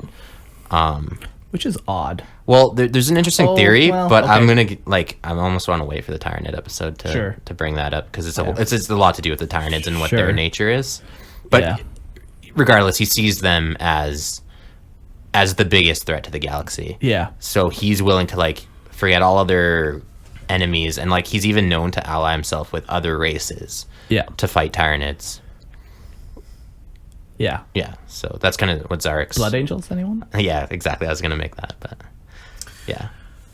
Yeah, no, he's a cool character. Been around for a long time. The next one let's talk about is Imhotep, the Stormlord. I'm sure he has a bunch of stuff on him. All I know about him is that he is in charge of the base dynasty, and it's like, how many worlds does it say? 60. I don't know if it says here, but he does rule the Sotek dynasty. It is the most powerful of all the Necron dynasties. Yeah. I'm sure I could find that if I actually wanted. Yeah, But I'm sure there's a bunch of detail on him. yeah, but he is like second to Cesarek. He would be the most powerful. Yeah. Yeah. Okay, and then last guy we're gonna talk about is Trazen. The Infinite. Trazen the Infinite. And he's Pokemon Master. yeah, and he's a good example of like brain degradation because he's kind of like A little quirky. Like he goes around, he does some things. We're gonna be talking more about him in a couple episodes where he actually plays a bigger part. Yeah, he's like a main character in like the new stuff that's coming out. Yeah, but he's a collector. Like for some reason, he just likes to collect things. Yeah, And like so many technologies that like don't exist. Like, he's like and not even technologies, people. Yeah. He collects people. and things. Yeah, Yeah. and he's just like he gives you an interesting look at Necron because he's so different than all the other ones. In like all the other ones, are like warriors, where he's like a collector. Like he's just got a different flavor to him. Yeah, definitely. But like that doesn't make him any less of a warrior. In fact, it makes him more dangerous because you have no idea what he's gonna bring to the table. Yeah. What kind of things does he have in his collection? Actually, we talked about it once before. I remember. We did, yeah. But he has the husk of an enslaver. So like one of the original beasts that like came out of the warp and kind of destroyed the old ones. Like he's got like a dried version of that. He has the preserved head of Sebastian Thor. Which this is an odd one actually. Now thinking timeline wise, because Sebastian Thor is what, like M36. Yeah, Sure. Yeah, so it's like before the Necrons awaken, which is why I said Right. No, they've had we know interactions they've with the existed, Imperium, but yeah. it's all about like a first official recorded right. contact. Yeah. There's no way. It's impossible that they've never woken up before. Yeah, it's odd. It is interesting. It's a interesting. Maybe he thing. found it later. He has That's possible too, but like over, like what would it be? Maybe he was like 3,000 years preserved in later? some kind of world shrine or something. Or I don't know. stasis, Yeah. potentially. Who knows? Whatever. He has it. He found it. The It's most his. interesting thing in his collection, I don't know. What would it be? The secret for love.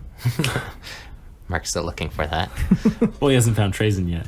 Yeah. Well, What would you say is the coolest thing? there's rumors that he has an unidentified giant humanoid in Baroque power armor. Baroque power armor, which has been interpreted as anything from like notable space marines to even a Primarch. Yeah. So just interesting. Really? Yeah. Interesting theories that are out there about it. That's all it's described as. Yeah. All I see here is the giant man. Where I was like you're like the most interesting thing, and I quickly scan the page, and I'm like, nothing here seems that crazy. Yeah. So there's Well, it could be very crazy, or it could be Could nothing. be nothing. Yeah. But And they then- do mention it. yeah, as we'll Is mention it later. the Emperor? There's even Did he beat the Emperor? Is that Obviously, in his collection? it's not that hard. Yeah. Anyways, yeah. So, and he's got all kinds of things. Like he's got Space Marines in his collection, Dreadnoughts. He's got Inquisitors, all of which will come up later. Basically anything that he wants, he's been able to get. Yeah, and he holds And- them in these stasis fields or pocket dimensions. Yeah. Pocket dimensions. Yeah. I guess it would be both. Yeah, because there's Well, others. actually, it There's could mentioned be a- both in stasis and in, Yeah. Okay. in Tesseract Cool. bolts. Yeah. Okay, so those are kind of the three we wanted to touch on. There's a lot more. Oh yeah, there's a good number. They've had Do we a want lot to of... say their like motto, like, oh, we're just laying the Yeah. outline, Guys, this is just the like a outline. very brief touching Yeah. of the Necron race as a whole. Don't worry, there'll be Yeah. more. Should we say that? Probably not. No, let's We won't not. mention it. You'll This save time if you don't. Yeah, yeah. Okay, then we won't. Do you want to talk about the world engine?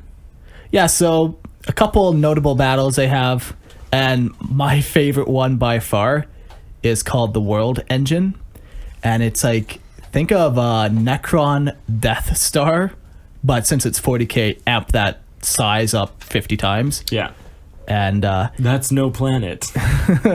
yeah, and That's no moon. Is that which one's right? Did he not? I am.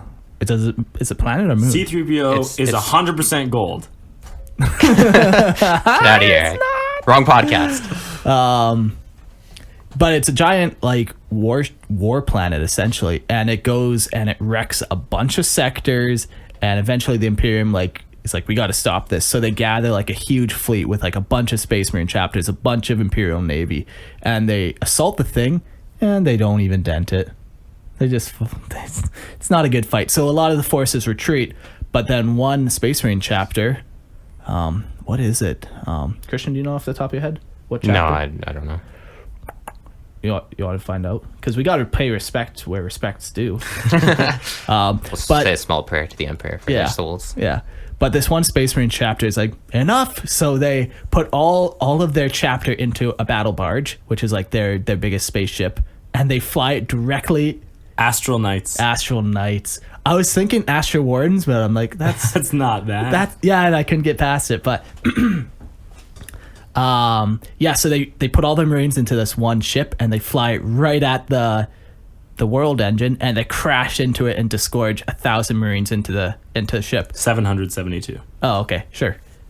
And they just fight through this war sphere for probably weeks. I don't know if they tell you a time, but it's a huge planet-sized ship, so I'd imagine for a long time. And eventually, one by one, they all die until the very last Marine or handful of Marines, 5, 6, 7 Marines. Six Marines. The chapter master and 5 other Marines. They finally reach like the core of the ship, and they lay their demolition charges. Melta bombs. And they're like, all right. And they blow the thing up with everyone inside. So they sacrifice their entire chapter to destroy this world engine. Yeah, what the bombs do is it disables all the shielding, and so then it leaves the Navy free to just bombard and rip everything apart. Yeah, sweet. I think they wrote a book on this. So originally this was like just like one of those paragraph type. Sure. And they wrote an entire book on it. It's so sweet. I'm pretty sure. That'd be worth reading. It would be.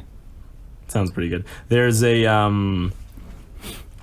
like the Mechanicus went to that world after it all happened. Yeah. That world engine, and they were trying to sift through it looking for technology. Not for the survivor Marines, but no, there wouldn't be any. Oh, okay. And they were doing that, the Ultramarines salvaged the wreck of the Tempestus, which is the ship. Yeah. And they set it as a monument on Safehold, which was the last planet that the world engine had actually destroyed. Okay.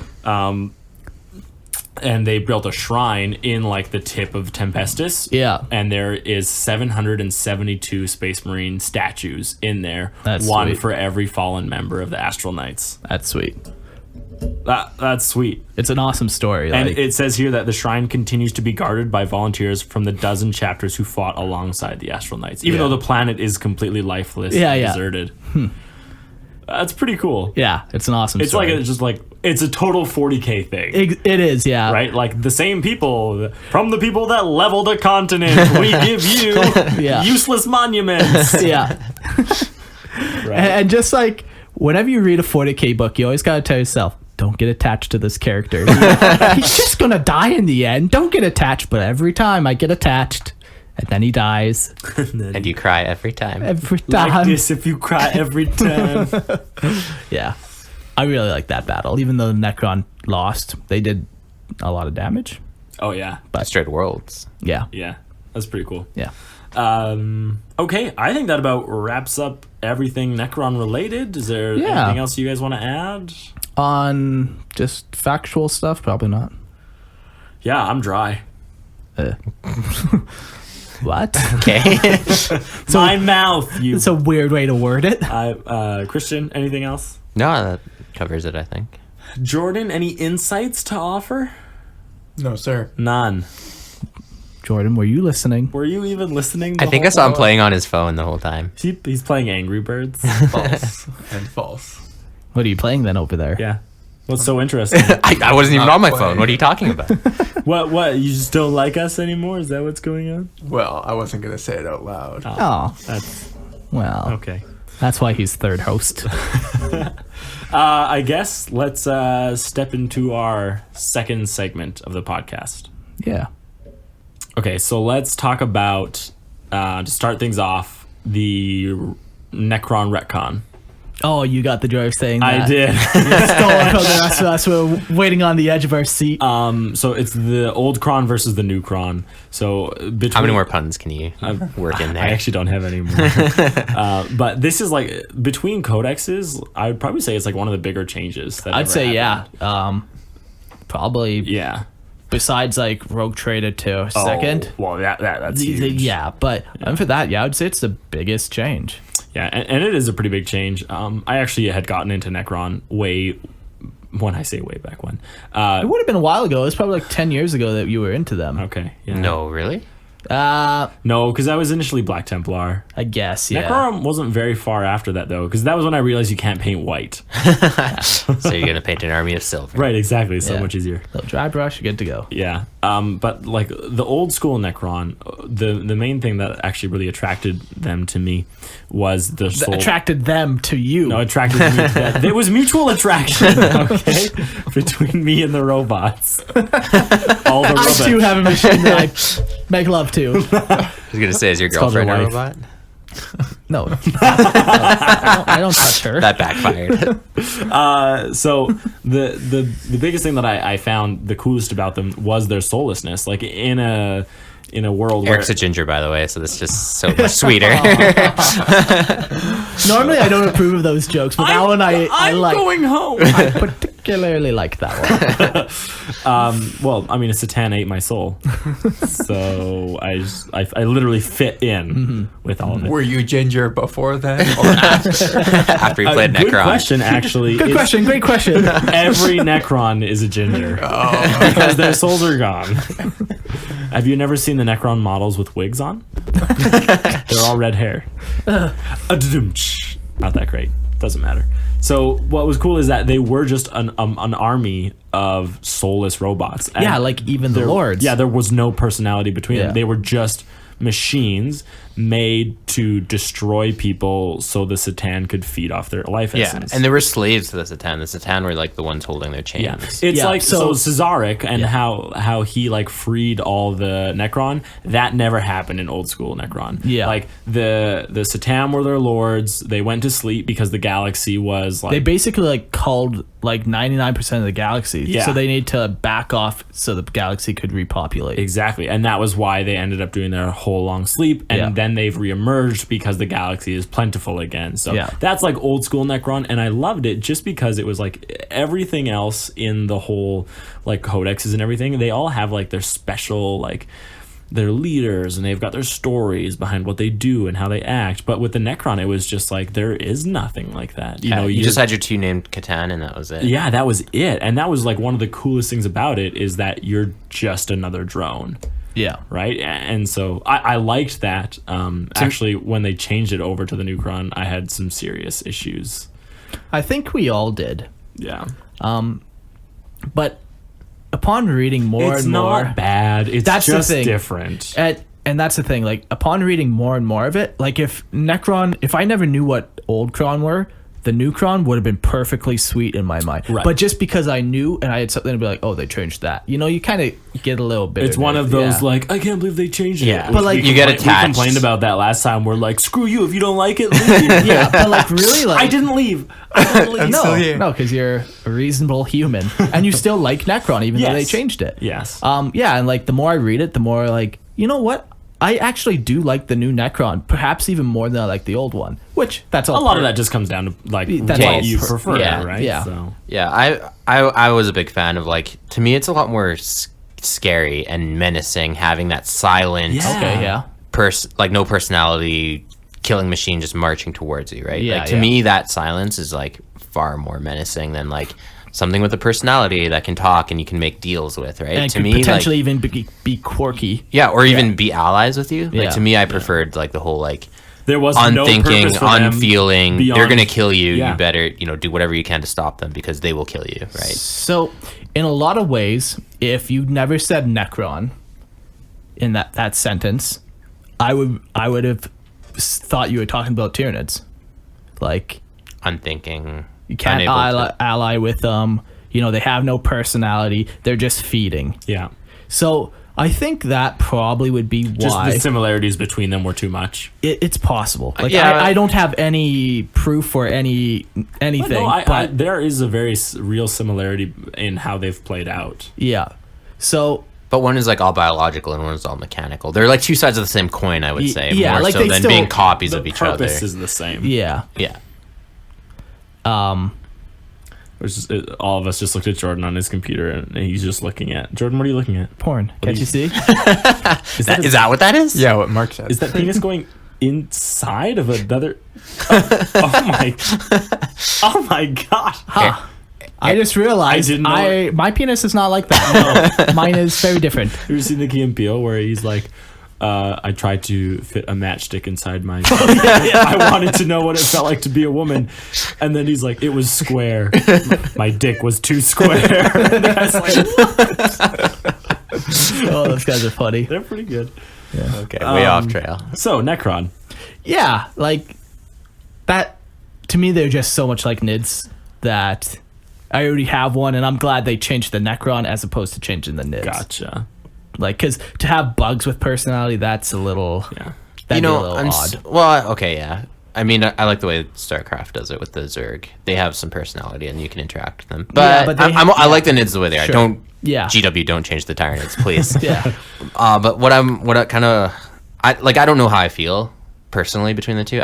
I the new lore isn't bad, but It ain't it's no not- Primaris Marine. No, you know, like- but it's not my favorite. Yeah, I love Primaris Marine. Get out of here. That was great. Yeah, it's And not my favorite. I mean, they're a either, little but- heavy-handed with the Egyptian kind of equivalencies. I think. But even like Old Kron, they've always had that Egyptian. I know, but they literally have units called pharaons. Yeah, I know they it's- definitely amped it the up, but it's puns always are- been a thing. Yes, it was. And like, Games Workshop is known for that. Don't like- you remember when I first bought my Necron? Like I bought like an old skeleton army that was like an Egyptian tomb army to skeletons, convert, yeah.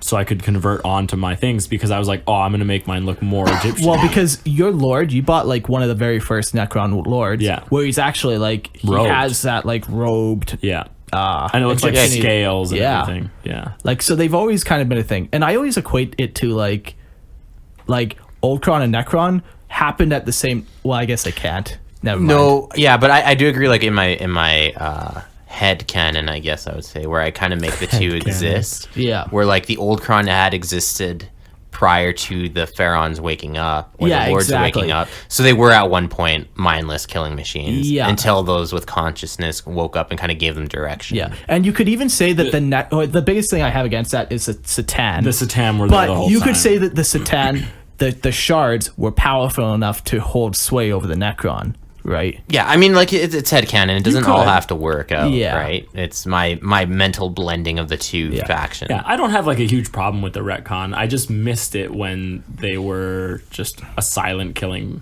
machines. Yeah. To be fair, though, like 99% of them still are Right. like No, that. Yeah. that's definitely And true. in the codex, it says like, "Hey, your tomb world, if you want to make it, can have no like mental like the leadership is kind of like eroded so that they are mindless killing machines." It's perfectly you Right. could field that army and it would be 100% like and- lore friendly. And if you wanted the Satan to be like in charge, you could say that like this Satan is actually like 10 Nightbringer Satan shards crammed into one, and Right. that's why it has He's that powerful sway. enough to do so it. you could very feasibly still do Old Kron lore in New Kron, Right. And like, Until the Triarchs showed up.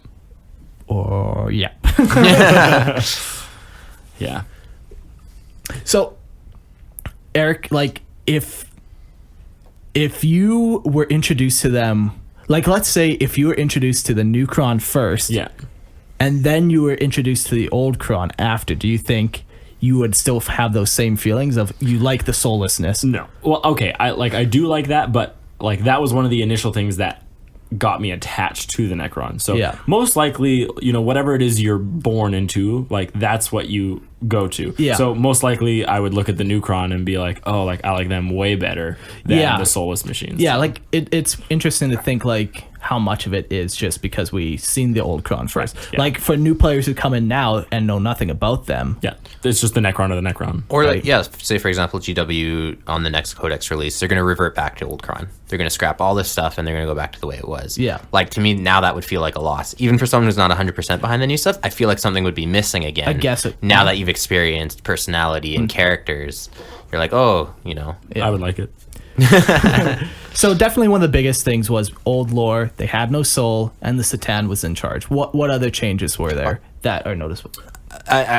They didn't have a soul before. I think you should clarify. No, yes, they didn't they have had personality. personality. Yeah, it's a big. I thing. guess they The souls are never. the gone no matter soullessness what. was always yeah. a thing. Okay. Yeah. Yeah. No, you guys are definitely. The cryptics is a huge change Yeah. because yeah. they didn't have the cryptics in the old. Like there was a lot less models. Like when I first got into like it, the Triarchs aren't the thing. right? Like, yeah, exactly. Yeah. like Tons of them. even when I first started in Necron, like Tombstalker wasn't a thing.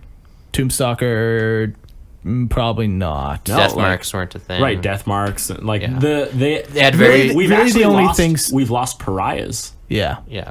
right? You're So talking- that's another thing that they've changed. Yeah. Yeah. Which is a thing that I liked, and I like to pretend they still exist, but I don't Really? think I've it will. never- I never I never really looked- understood them in Necron Yeah. lore. It was actually. always weird to me. Okay. Well, do we want to? I thought they never. Yeah. fit. Touch on it. Okay. Like, So pariahs essentially go back to, as we mentioned before, it's the pariah genes, so soullessness found in humanity.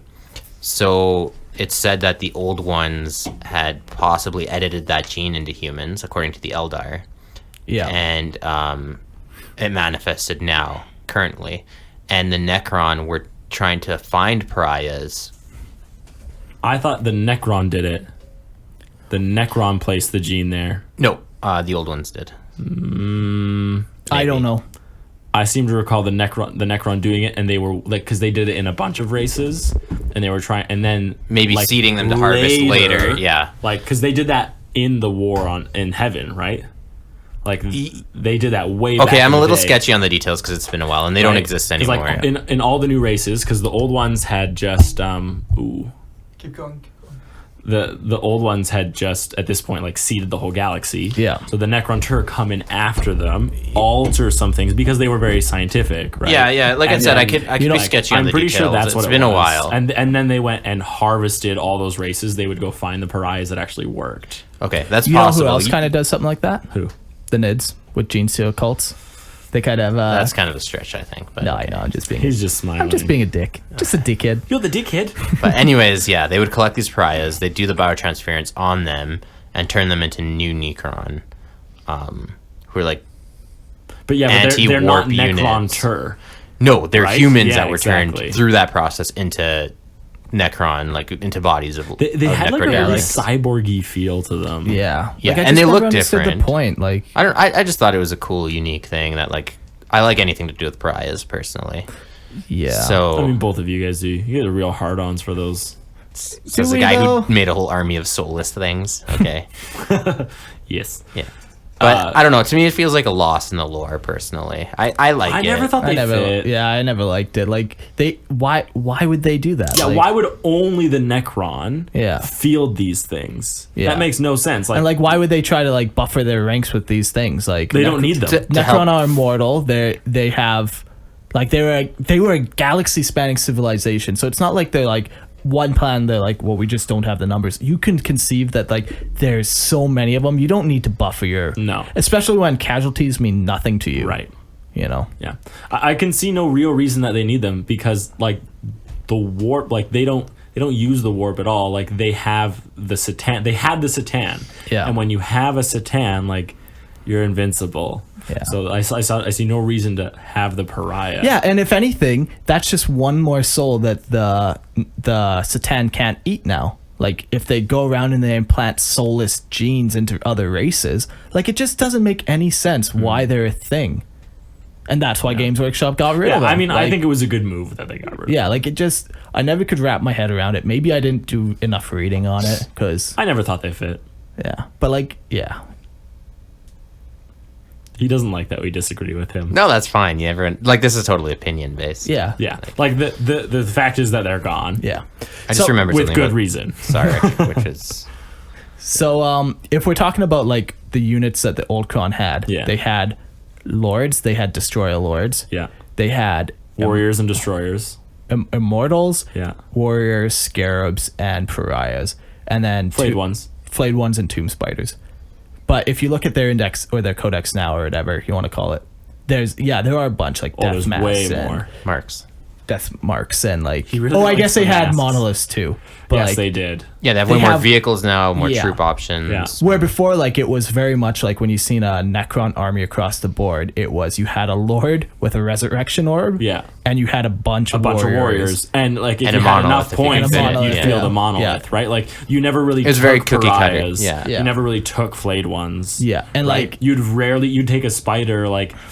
If you like, you take a spider over the monolith, like you'd take like 3 spiders because they increase like the chance of the reanimation yeah, protocols. the survivability of it all, but Yeah. like it was very bland. It was, which was a which good was their thing. flavor. Yeah, Yeah, I liked Their that. flavor is vanilla. yeah. Like some people like vanilla. Yeah, I mean, I like a little bit of the chocolate myself.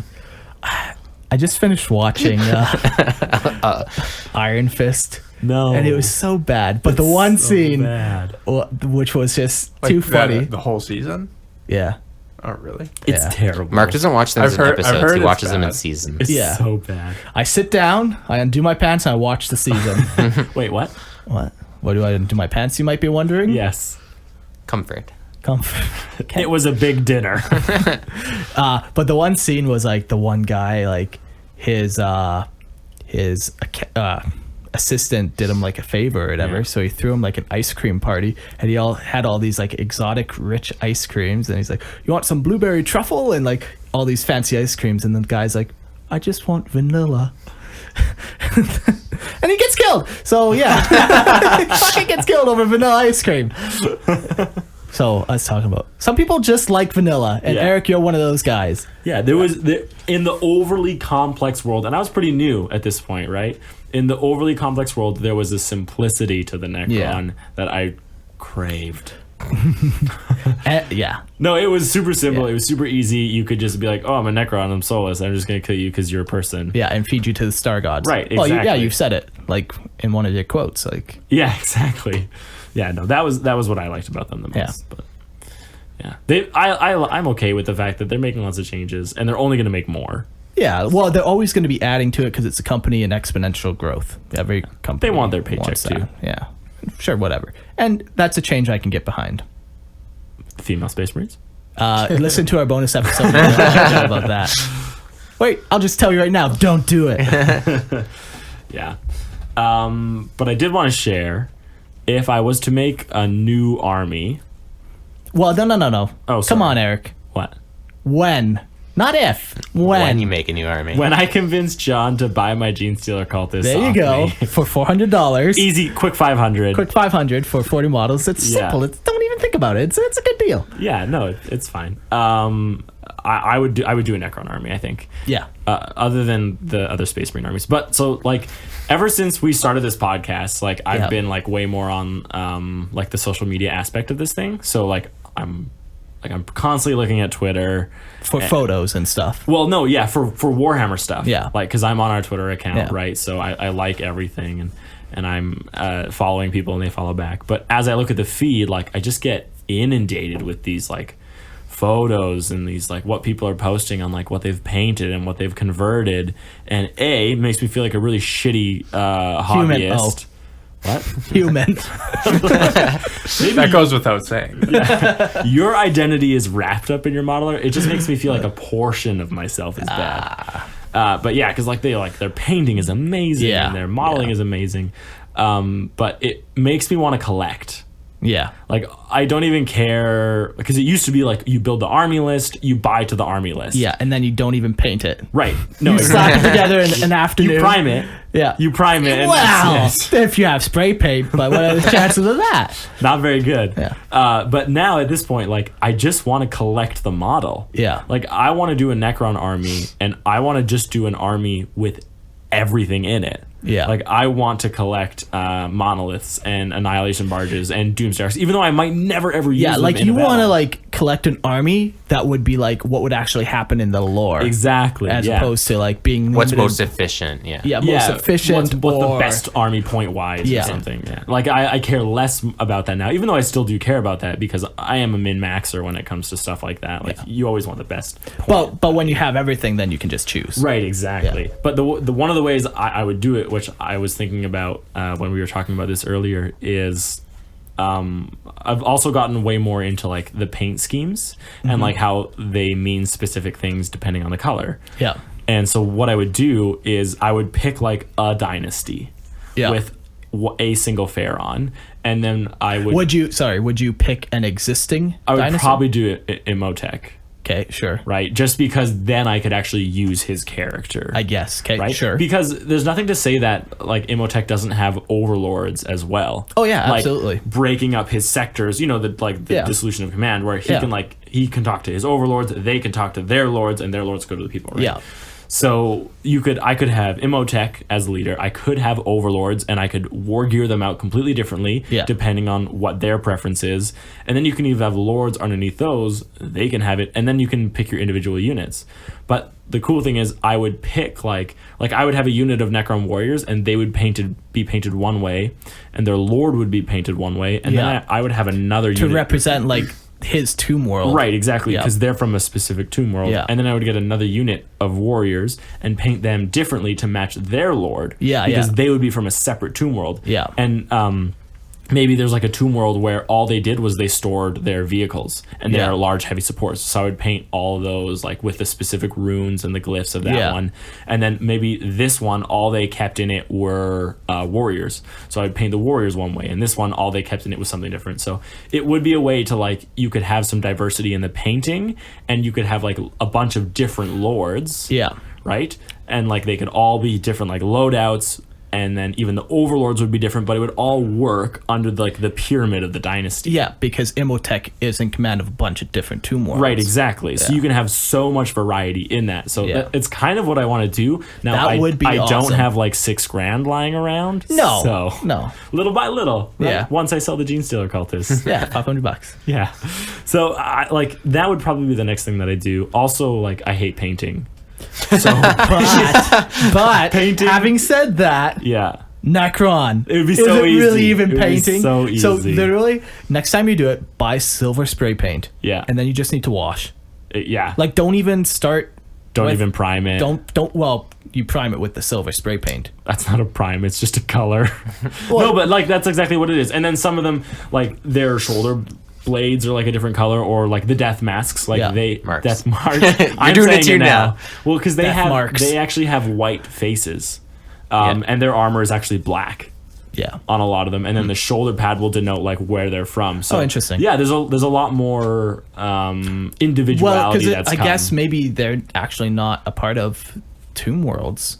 Well, they are in stasis, right? They are hibernating, Yeah. so they have to be on a tomb world. I guess. But they might operate a little more like a cryptic, where you're not They drift necessarily. between- Yeah. Okay. Yeah.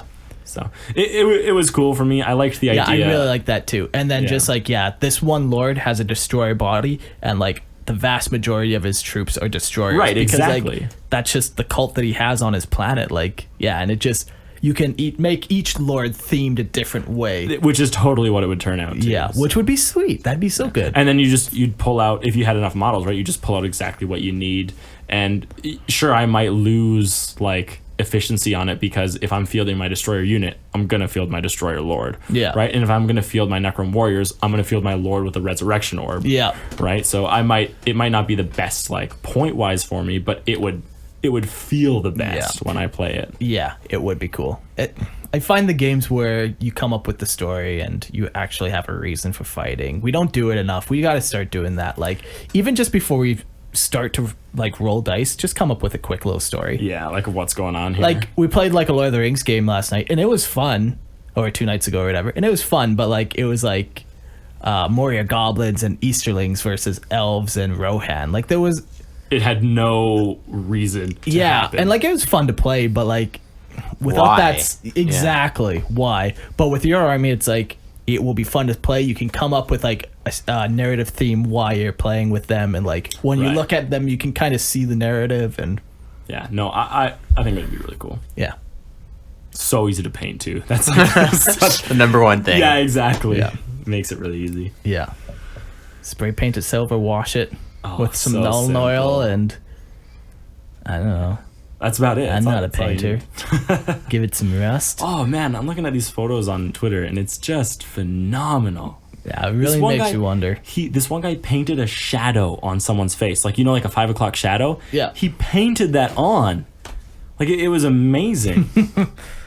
Give all your Necron beards. Beardcron. Beardcron. Like no, The like newest a moss, advancement. like a fungus that grew on. That would them. actually be kind of cool. Yeah. Like they're just standing stationary for like a long time, and it's got like stuff growing on them. I'm pretty sure That'd be cool. I modeled one at one point like that.